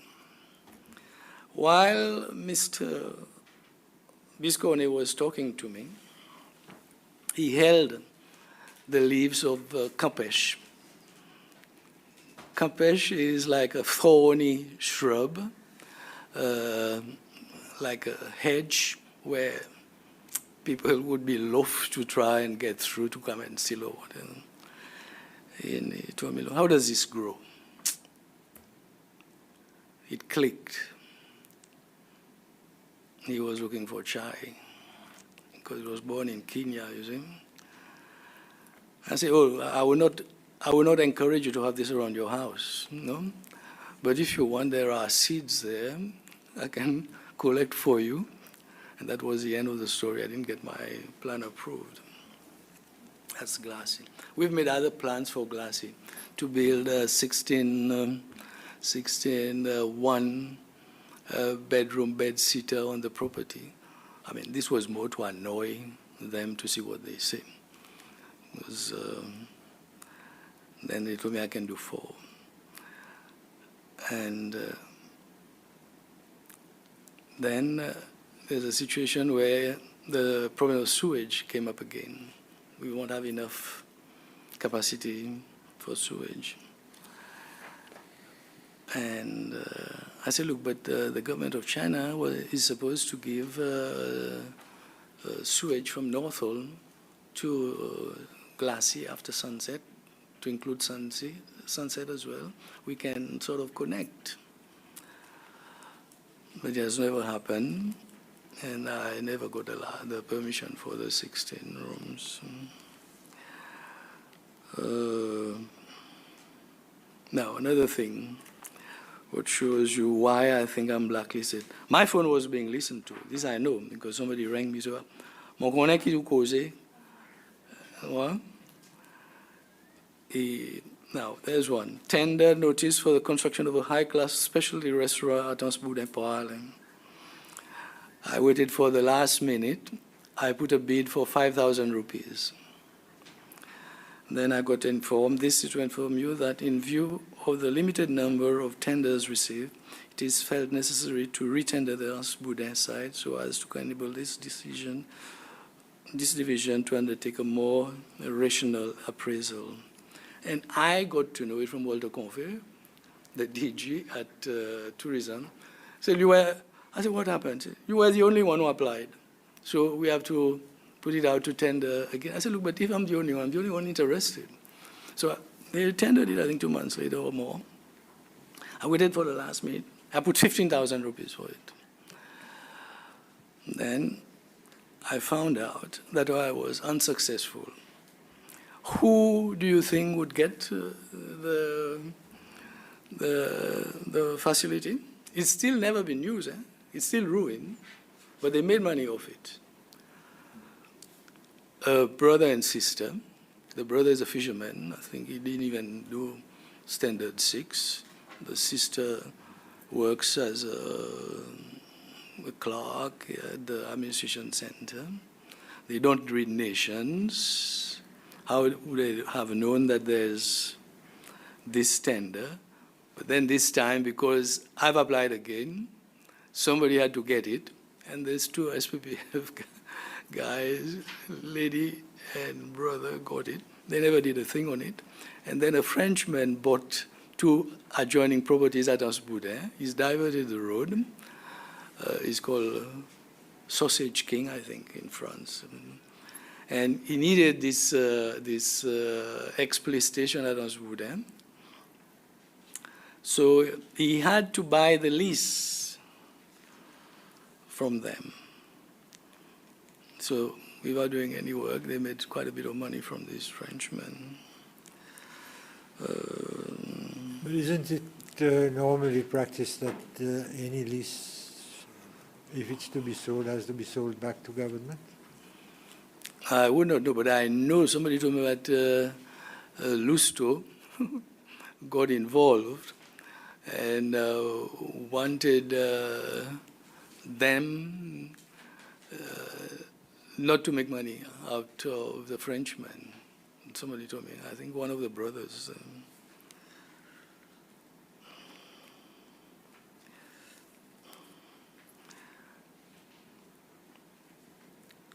Mrs.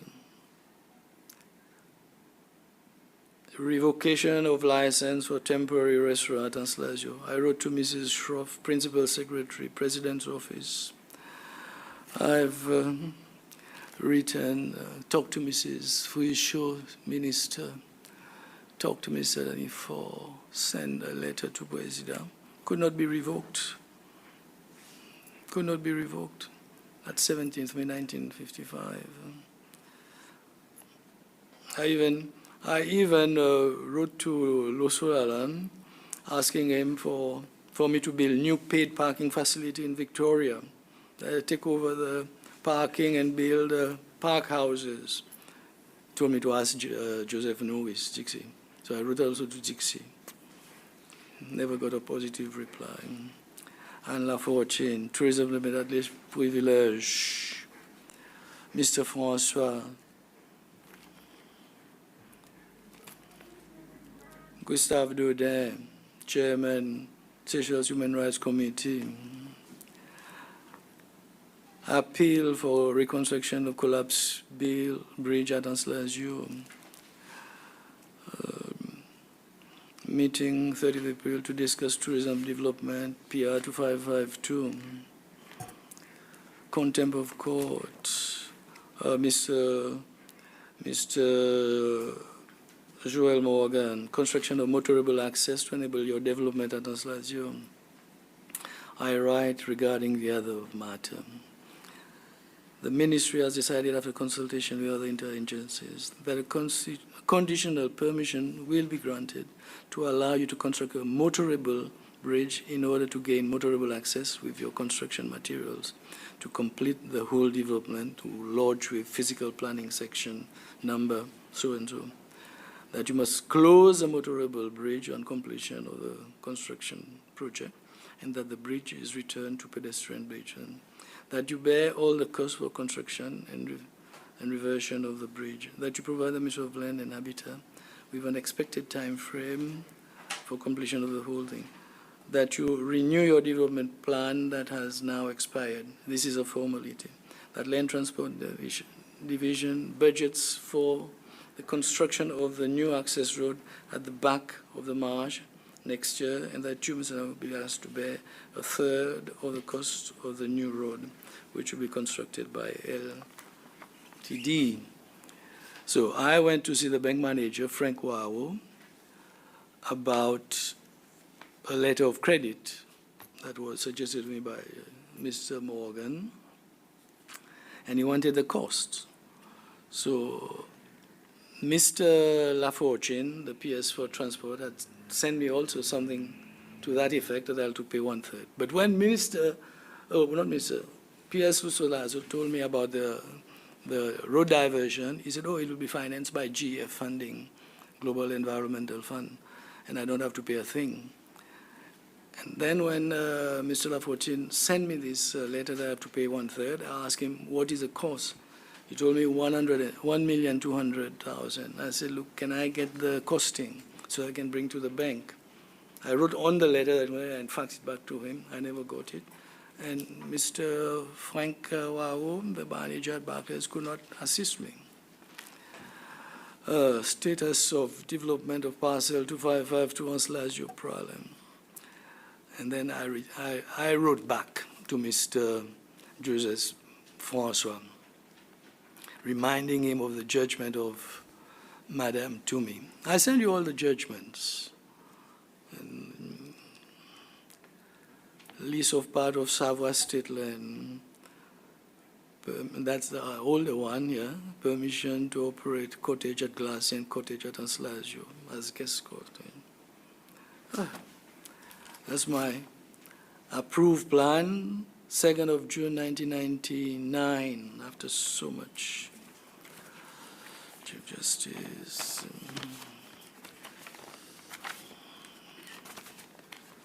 Plans.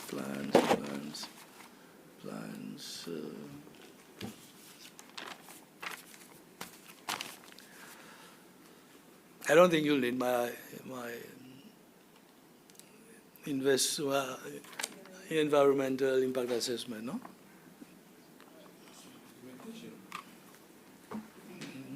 Another one that came up, chez l'habitant. Chez l'habitant. Again, I managed to get a copy of the cabinet minutes, like the memorandum there. So I applied, and I have this little cottage at Anslazio, and tourism came to visit it, and a young guy, and told me, oh, it's very nice, okay, it fits our concept, it's on its own, it's not part of a house, and just do a little garden around it. Before that, I had telephoned Afif Didi Mohammed. He's a Secretary of State at State House, to find out whether the change of use for chez l'habitant is really allowed. So, yeah. Yes, it is allowed. Then I told Lusul Alan, look, Mohammed told me that it's allowed. So, no, it's not allowed. But then I have correspondence here, where even Jean-Claude Digas wrote to me after I had a meeting with him regarding Anslazio before I took the matter to court. Yeah, let's see what they say. I refer to your letter, that's SIB, Mrs. Shirin Reno. I refer to your letter dated 7th May 2009 on the above-mentioned subject, which was copied to the President. Please be assured that the content of your letter has been noted and that you are advised for the moment that the authorities will only consider the development of a dwelling house of ground +1 on the existing footprint. Whilst we recognize your views regarding your proposal, please note that the SIB was advised that there is no approved policy for Shell Habitat tourism type development. Please do contact me should you have any more queries. And I had this cabinet approve minutes where it showed it has been accepted that Seychellois families can take in tourists. I wrote to Mr. During this meeting with Mr. Dugas, he acknowledged that government has approved a national policy for Shell Habitat concept proposed by President Michel. As such, I would be grateful if you would review my submission for state development on PR.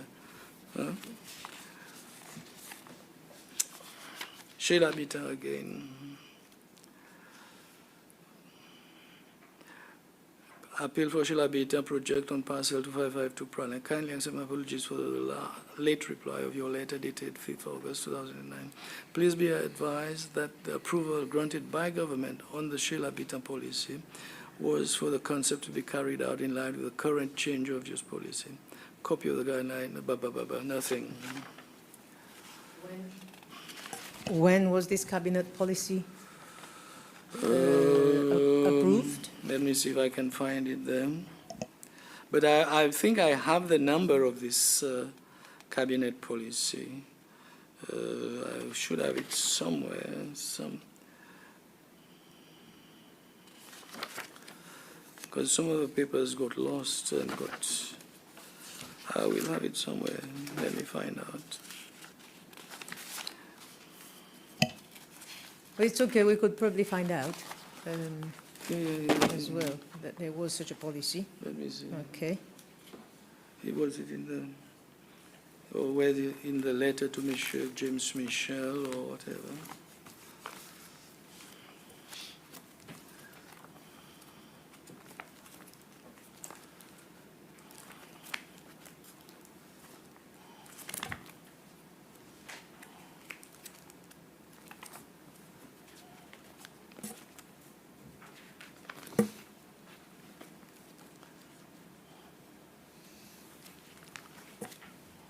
It doesn't, it's all right, we'll Yeah, check, fine. yeah. Okay, yeah. Is that it? Now let me see if there's anything that I missed. There's something about me being beaten up by an army. That's the start of the story. Yeah.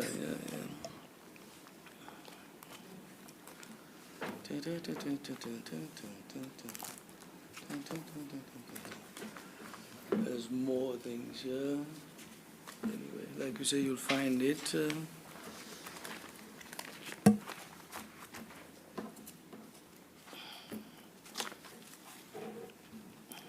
Victimization.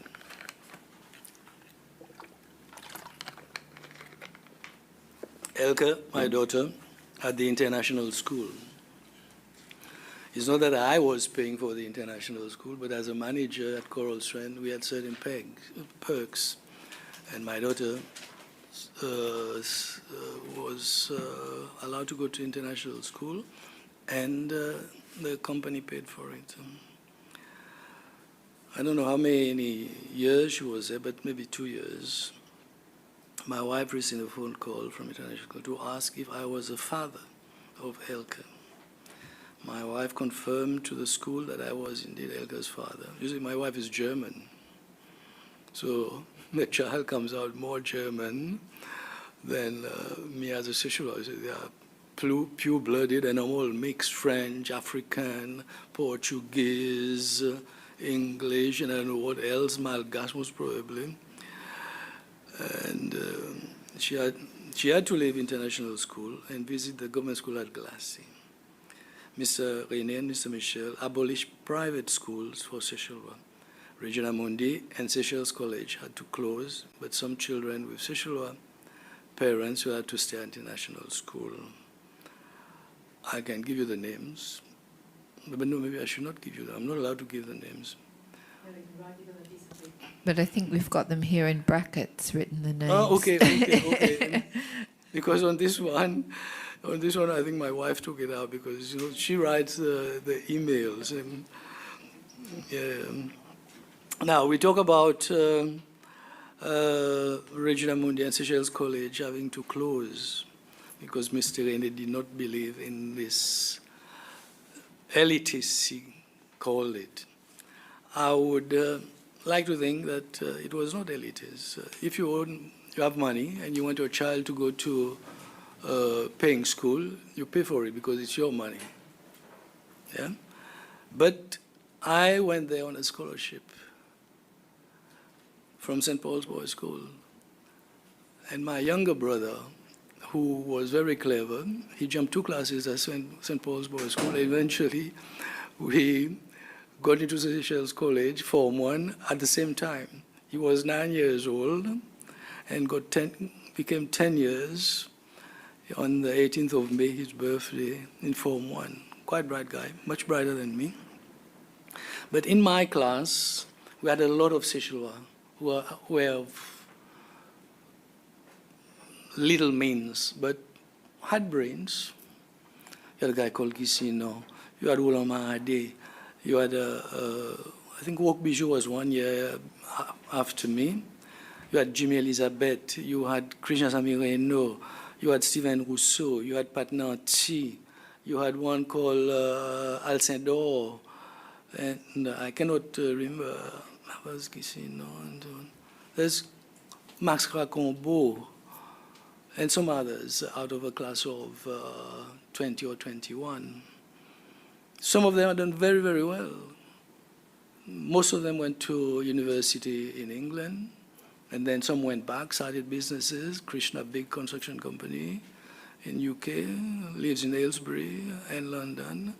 Jimmy Elizabeth is a big boss of a hospital in Manchester. And what's the name?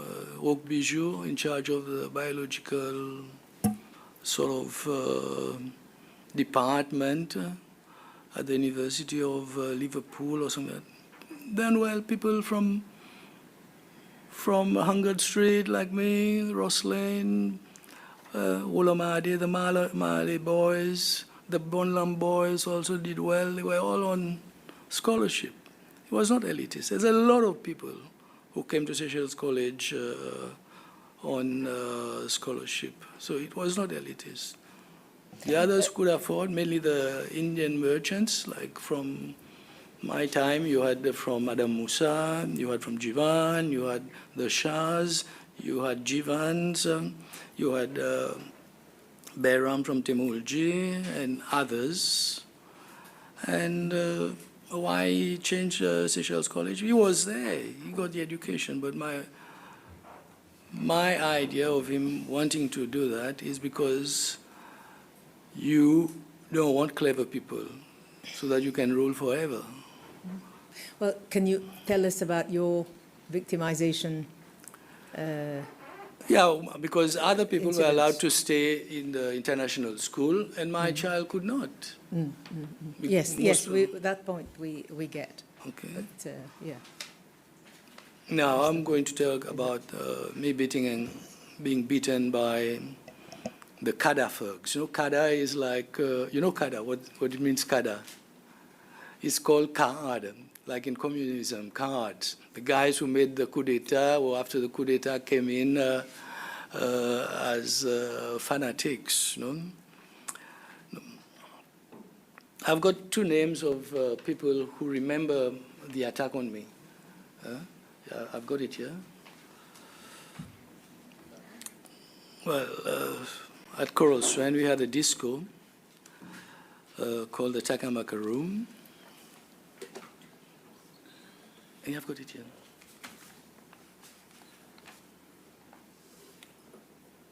I'm going to leave this. All this I'm going to leave.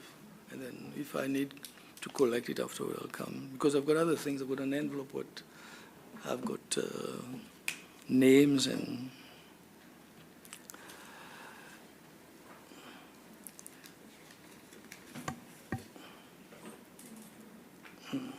Yeah, this...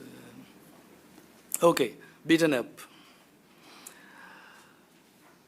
At the hotel, we had a policy about norms of behavior for our patrons regarding right of admission. one evening, the major or captain's friend called Chinois, who was in the disco with his usual friends, decided to urinate over the balcony onto the beach where the hotel guest lounge, the Shell Lounge, was situated on ground floor. I was the duty manager and was informed of this misbehavior. I went to see Chinois, and who looked like he had one drink or two too many. He was unapologetic, and I told him that his behavior was unacceptable and we cannot accept him on the premises. So he had to leave. I was sworn at and also threatened. I entered the incident in the duty manager's diary, and as was customary, the next morning at the management meeting, this incident was discussed. Everybody agreed that we will not tolerate such action by Chinois or others. The Ministry of Tourism and the police had strict guidelines in that we report such matters to the commissioner for them to take appropriate action. Chinois was banned by the police from all tourism establishments for 6 months as per the policy in place. A couple of months later, the major, I don't know how they are called major, all these are card playing, matulumba playing, almost illiterate, so just took a gun, then became majors. And anyway, he came to the Coral Strand disco with Chinois. There was Lina Bonlam, a Nancy guy, a Vivian Charles from Pralin, massive men, and some other persons. At the door, the ticket seller and George Adelaide, the security guard, informed Chinois that he was banned and cannot come in. Bonte told them that he's responsible for Chinois and barged past and entered the disco. I was informed and decided to go into the disco to see Bonte to discuss the matter. He was rude, and I told him that I have no choice but to inform the Ballon police station. 2 very young police officers came, and Bonte ignored them. The police told me that Bonte is not cooperating. I then rang the Victoria police station and was told that they will send the PMU, paramilitary. To cut a long story short, I went to see Bonte again. I told him that if Chinois doesn't leave, I will have no choice but to ask the DJ to stop playing the music and the barman to stop selling drinks, which I did. Bonte and his group stormed out, and Bonte lashed at me, and I was sitting with sort of like a metal fist or object on my left eyebrow, which started bleeding. I was kicked and punched, and one of them, I don't know which, pulled on my duty tie, which strangled me. You know, when you see death at the door.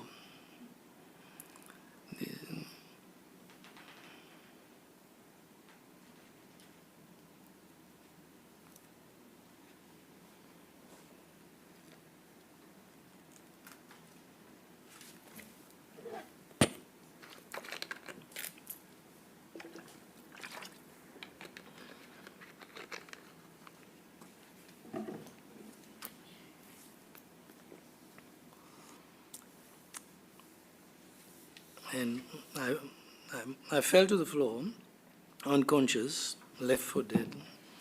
Somebody threw a bucket of water over me, I was told, after cutting my tie.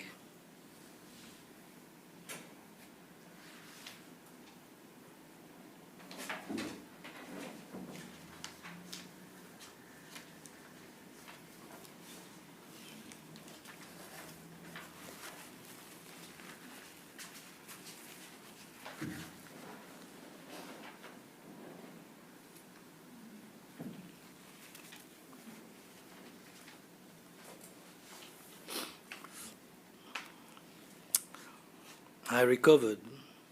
I was taken to hospital and had 5 or 6 stitches on my eyebrow. And I was also badly bruised. I was quite tough in those days. Otherwise, things would have gotten worse. I did a lot of exercise for my 6-packs. The next day, I went to get a doctor's certificate, but I never got it. Suppose the major will have threatened the doctor. I wanted to take the matter to court, but my lawyer friend, he's not in Seychelles, he's in Australia, Jacques Lucas, refused, and he told me no lawyer will take a case against the major, as it could be a death sentence. I was told to see Ogilvy Bailey, which I did. And he told me Bonte will be court-martialed, and the sentence will be very stiff, more than from a normal court. I took this with a large pinch of salt. Look, after I left, Mr. Bailey, Minister of Defense, Commissioner Pillay, Attorney General Bernard Rasoul, and President René discussed my case.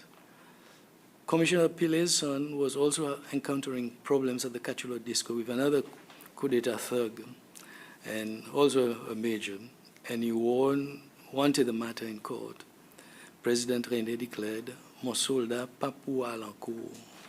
That is what Bernard told me after a while.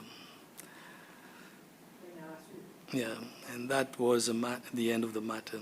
Since then, I stopped wearing a tie, going home late in the evening or early hours after work from Coral Strand to Glassy. It became sort of nightmarish, not knowing if I'm being followed. But then one day, one guy told me that he was based at my house across the road to protect me, he said. I don't think he was protecting me, he was spying on me. Because I had a lot of German friends who came to stay at my little cottage. And that's another story. Because they felt you're not supposed to have friends if you don't have a guest house. And my wife, coming from Germany, had family, brothers, sisters, friends, cousins, everybody wanting to come and visit Seychelles.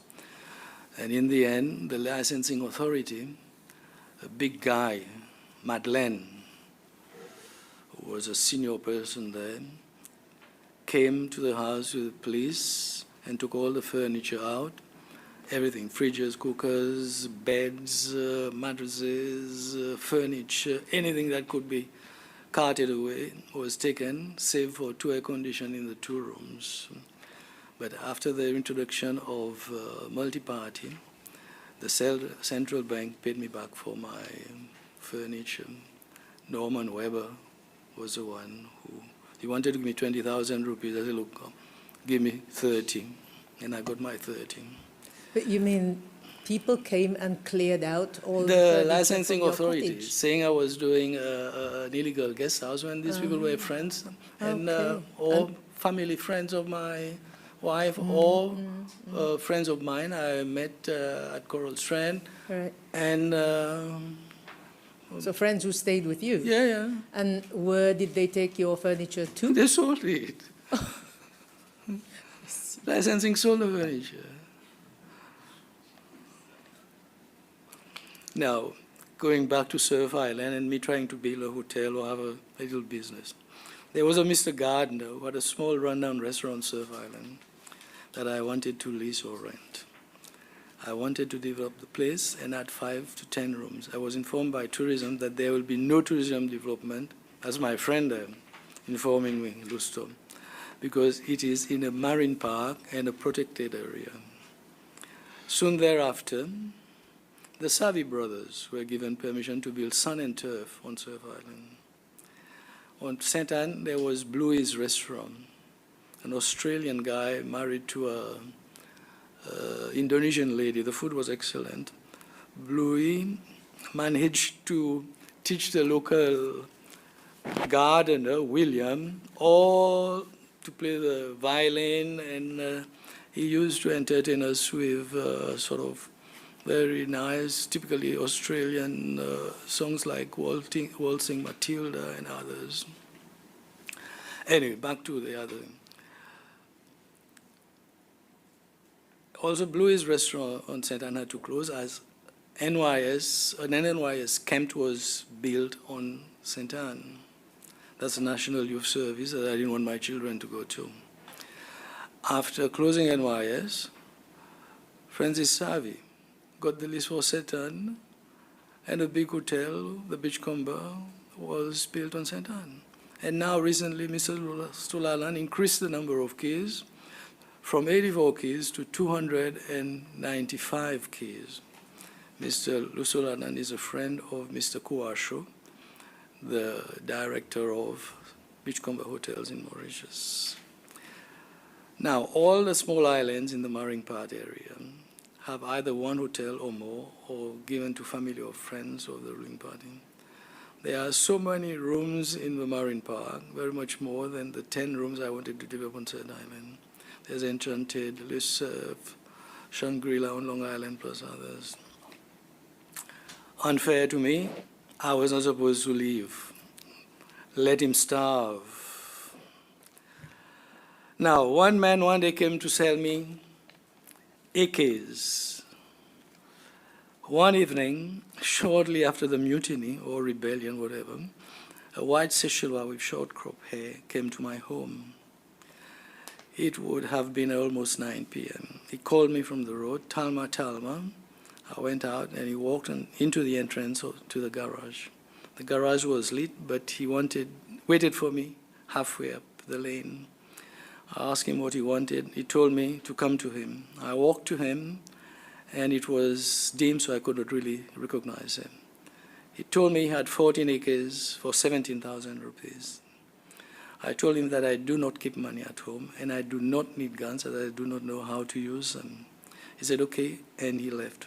My wife did not know that I'd gone out of the house, as she gets the children to sleep early and falls asleep with them. Now, I have been wondering, was it a trap? Maybe I should have said, okay, I should have bought it for use some other time.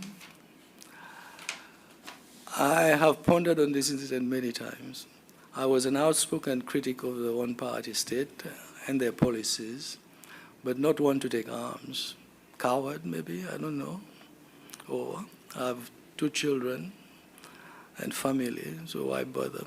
I was living well, good salary at Coral Shrine, big perks, and it was good. We were paid better than the hotel managers of Seychelles Hotel, the hotels that was acquired by Mr. René. They paid only 5,000 rupees. We were giving it 4 or 5 times more than them. Anyway, 2 or 3 years ago, I was at a Chinese restaurant and I saw a man with his wife or girlfriend or female acquaintance having dinner. I thought this was a man who wanted to sell me the acres.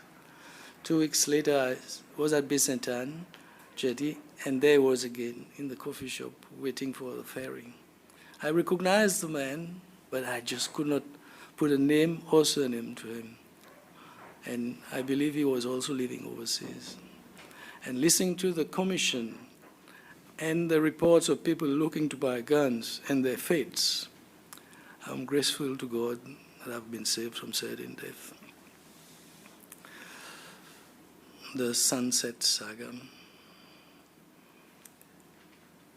My land adjoins Sunset Hotel now, previously Sunset Guest House.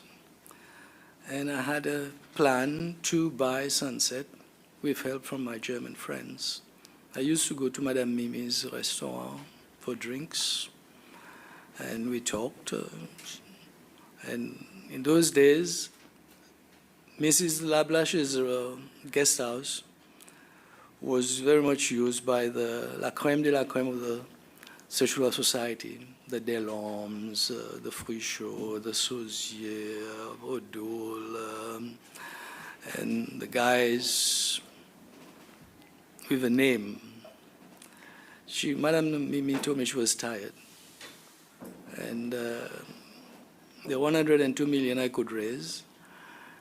But then I realized after the deal fell through that my phone must have been tapped, because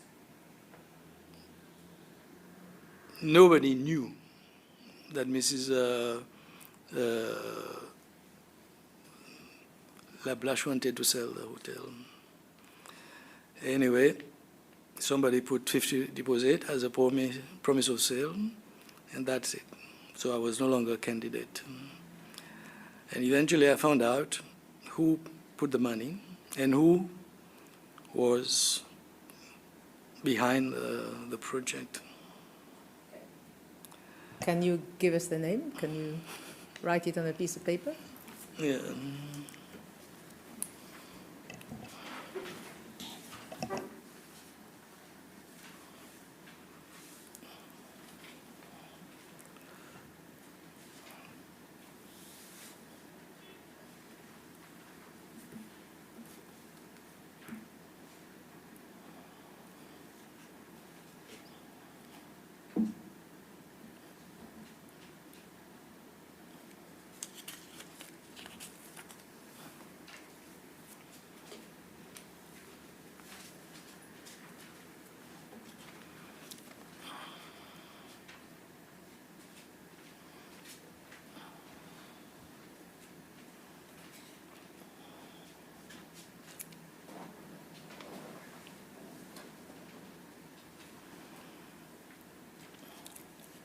Anyway, the deal was not to be mine, but what I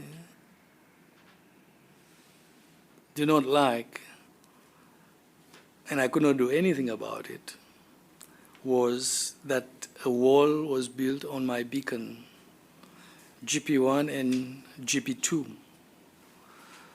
It's supposed to be 25.827 meters from my garage. And Wednesday I visited and measured, and I came up to 22 meters, where it should have gone in a straight line, but at 22 it turned in a curve.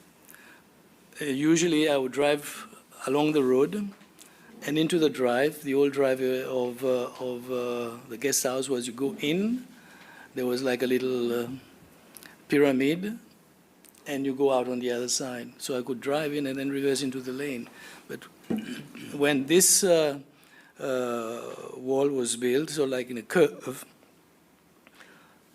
it was all the way to the main road, about a feet away, and at a bend. So I cannot really say I can go run and turn run into the lane. It's too tight. So I always have to go reverse. And there has been a lot of near misses because I've got to wait for people driving behind me, let them go ahead of me, and then go in. Whereas I used to go in. Now with this 3.8 to 0.7 meters, what I see is missing. This should go on the underneath where the security office is at Sunset. And I would want this to be rectified, if possible, if you can use your good officers to ensure that I get my beacon, wherever it is, shown that I can. It's not asking too much of the hotel. It's just that it's part of the land what I bought. And I've got pictures of the. And the planning authority, have they acknowledged it? I asked them, said I asked a guy called, what's the name? Henderson, Brian Henderson. He told me planning has approved. That was then, when they were building the wall. Yeah? But planning can't approve something that In those days. infringes. It depends who you know. Yeah? And now this is. Where is it? Now that's it. Yeah.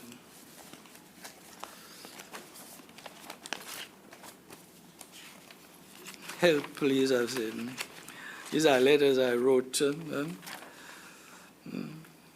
I wrote to Renew, Minister of Land Use and Habitat.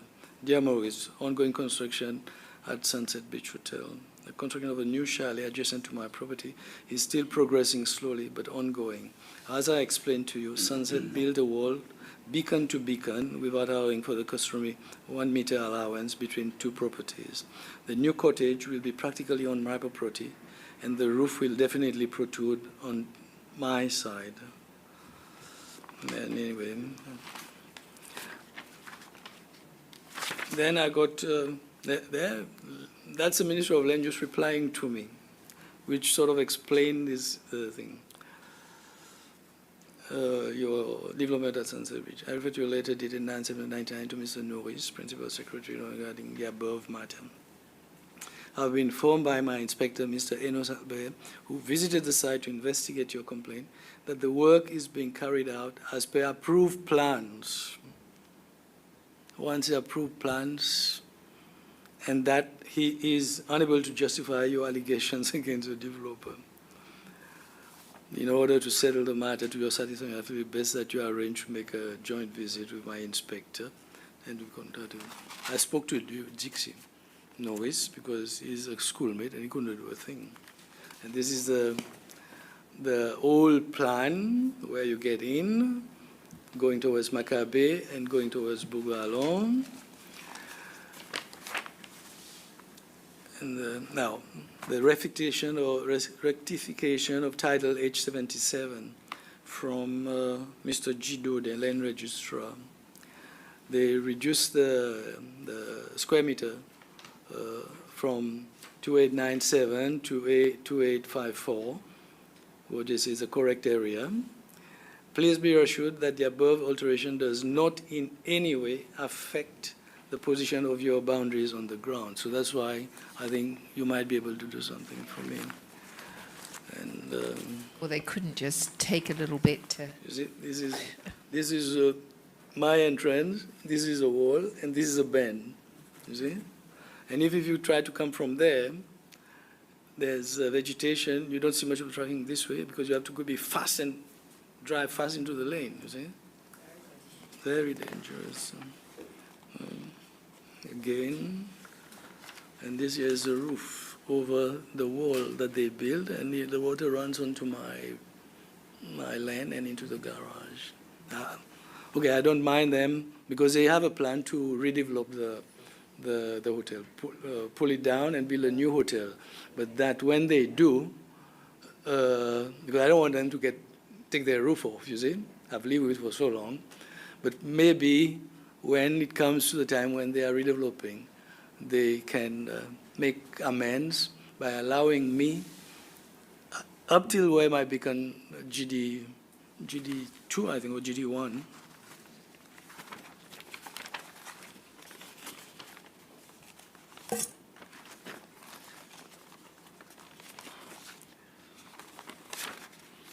GD1, which I suspect is under the floor of the sorry, It's the under the papers. floor of the wall. security office. Mr. Talma, when you had negotiated with Madame Mimi Lablache originally, what happened then? You said the sale just fell through, and then somebody Yeah, else... because somebody got to know that Mrs. Mimi was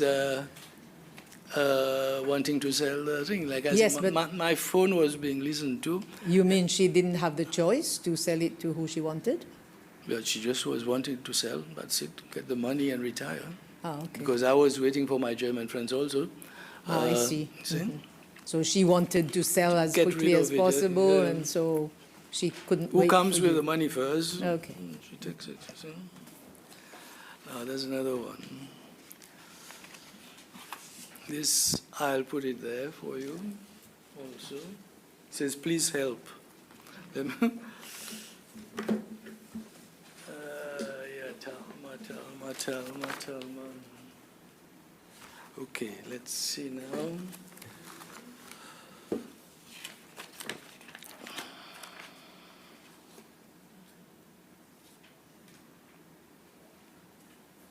I also tried with Joel Morgan. I wrote a letter for him to have this boundary rectified, but he didn't do much.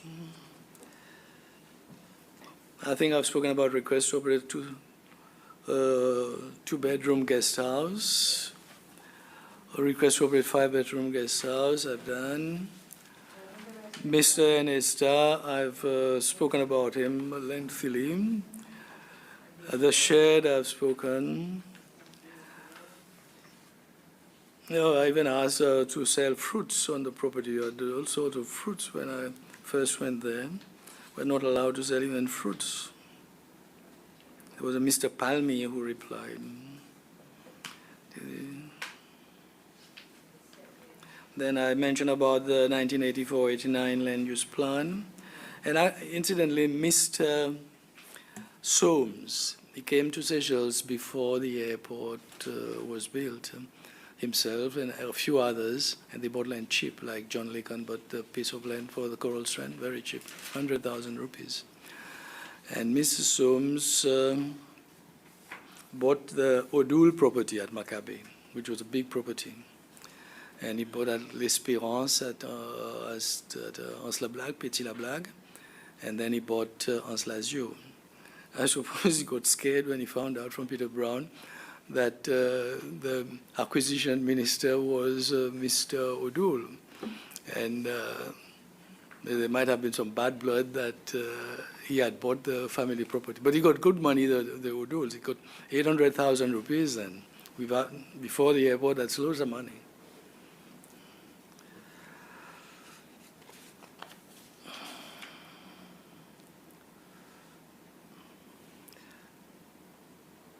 About Mr. René, I've spoken. About Lusso, I've spoken enough.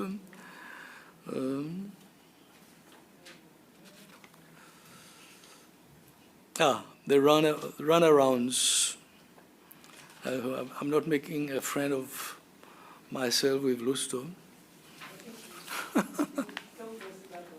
No, there's more now. The runarounds. You know, he's a Seychelles College boy, you know, the fraternity. You meet him at the Independence House. We walk up with him. You come in, he let you in. He'll give you 10 minutes, sometimes half an hour. Nice guy, very nice guy. But somehow he thought that I had transferred him from tourism to environment. Now let me say.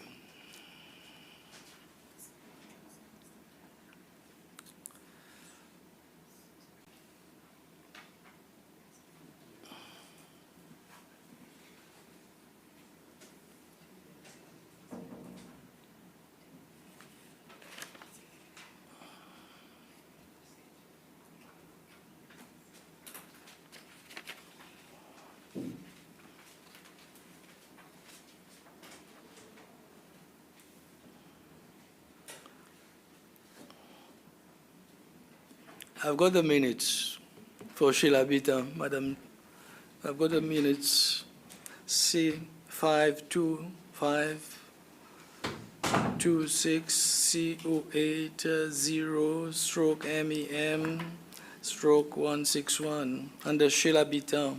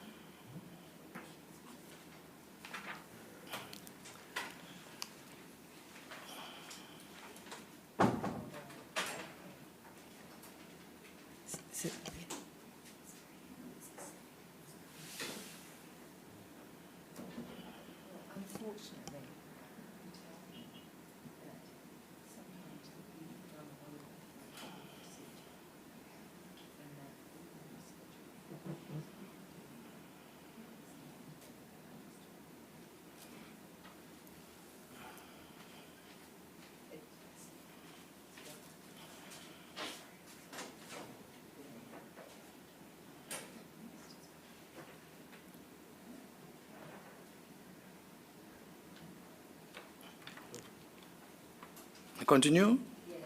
Okay. Lusto, Lalan, and the other runarounds. If there's one person in government that I've met the most times with, it is Maurice Lusto Lalan. I will waylay him going to his office. In my quest to operate a tourism establishment, I met all the ministers of tourism, land use and infrastructure, environment, and PSs and DGs, and all the persons in charge of the planning authority. My first encounter with a minister for my project was Jacques Odul. This I've told you. Yeah? Walter Confé, Director General, MNA, Member of National Assembly for Ansopin, and possibly the political appointee at the Ministry of Tourism, advised me to see Maurice. Walter and I became best friends growing up. He was from Belloni and I was from Rosslyn.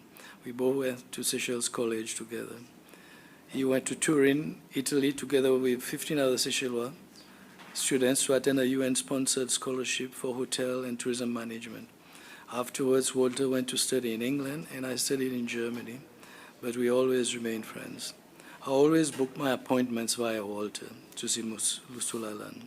I felt Walter wanted to help me. I also thought that Lusulalan, in hindsight, wanted to help me. Despite the 1984-89 land use plan for Planet, while a small hotel to be built away from the main beach, Lusto instead offered me Bazarka Beach on the way to Grand Poulis. For me, Bazarka is a bit like Timbuktu, end of the world, way, way off the beaten track. The plot was steep, barren, the dead corals head close to the beach and the shore looked scary, and for 8 months of the year, one could not swim there. Local residents told me that this area is well frequented by sharks. I declined. Later, he offered me a site on the far right of Intendance Beach, close to Le Réduit, Takamaka. The site was rocky, had a small beach, and also a marsh to get there. I visited the site and marsh with Walter Confé, and I think, if I'm not mistaken, René Michaud was also there that day and would have accepted the offer, but I found out that the property originally belonged to the Beatles because it was government on the map because it had been acquired. Beatles member George Harrison, and there was another guy who was involved, Pink Panther. Peter Sellers, yeah. I declined because I never believed that I should accept to own or lease an acquired property as a matter of principle. Thereafter, Lustulalan offered me Platte Island. I have never been to Platte, but I knew a Mr. Bush who had built an airstrip with the hope of developing a small hotel to match Bird Island and Dennis Island. I told him I wanted to, but I wanted to know, but give me the plan, because he was a director of Ailey Development that was that owned Plantation Club, and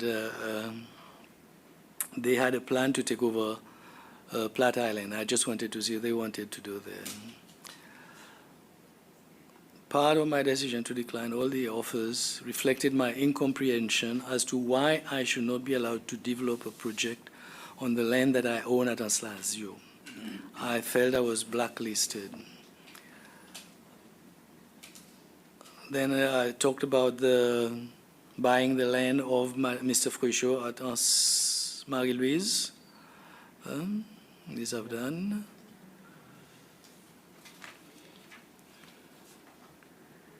Tender for the ex-police station at Anse-Boudin, I've done. Sheila Bita, I've done. Piat investor from Mauritius. Over a period of time, Mr. Piat and I were exchanging mails about his company's interest to lease part of the property to develop a 5-star boutique resort. We had agreed the terms, but after Mr. Piat had a meeting with Lusulalan, I did not hear from him anymore.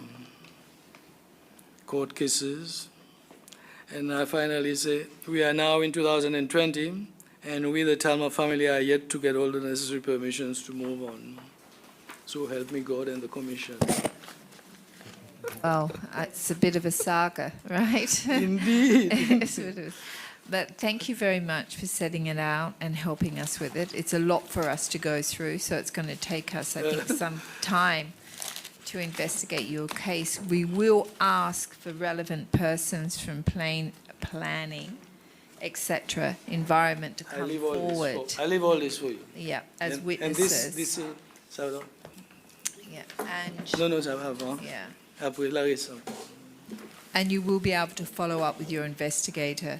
When we're calling a witness in your case, we'll always have your case number and your name, so you know we're calling someone in your case. But we will identify as soon as possible those people that we should call. The hearing schedule is fairly full, so it looks like November they will be on. Okay. Okay? Because I've got some other things what I had intended to, but I'll bring it for later. Yeah, Yeah. yeah, that would be good. I mean, we can always reschedule you for another hearing if you need more time. We have a gentleman that's been waiting since Yeah, 3, I'm and he's sure. quite annoyed now, I understand. No, let me go there.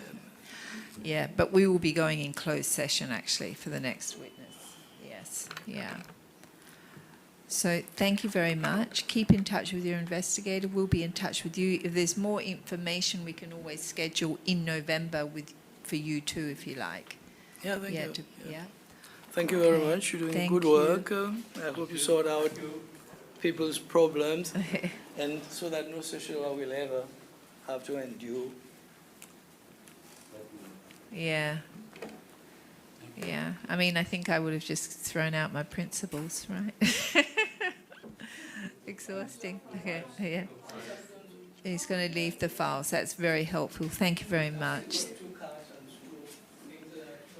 Uh-huh. Yeah.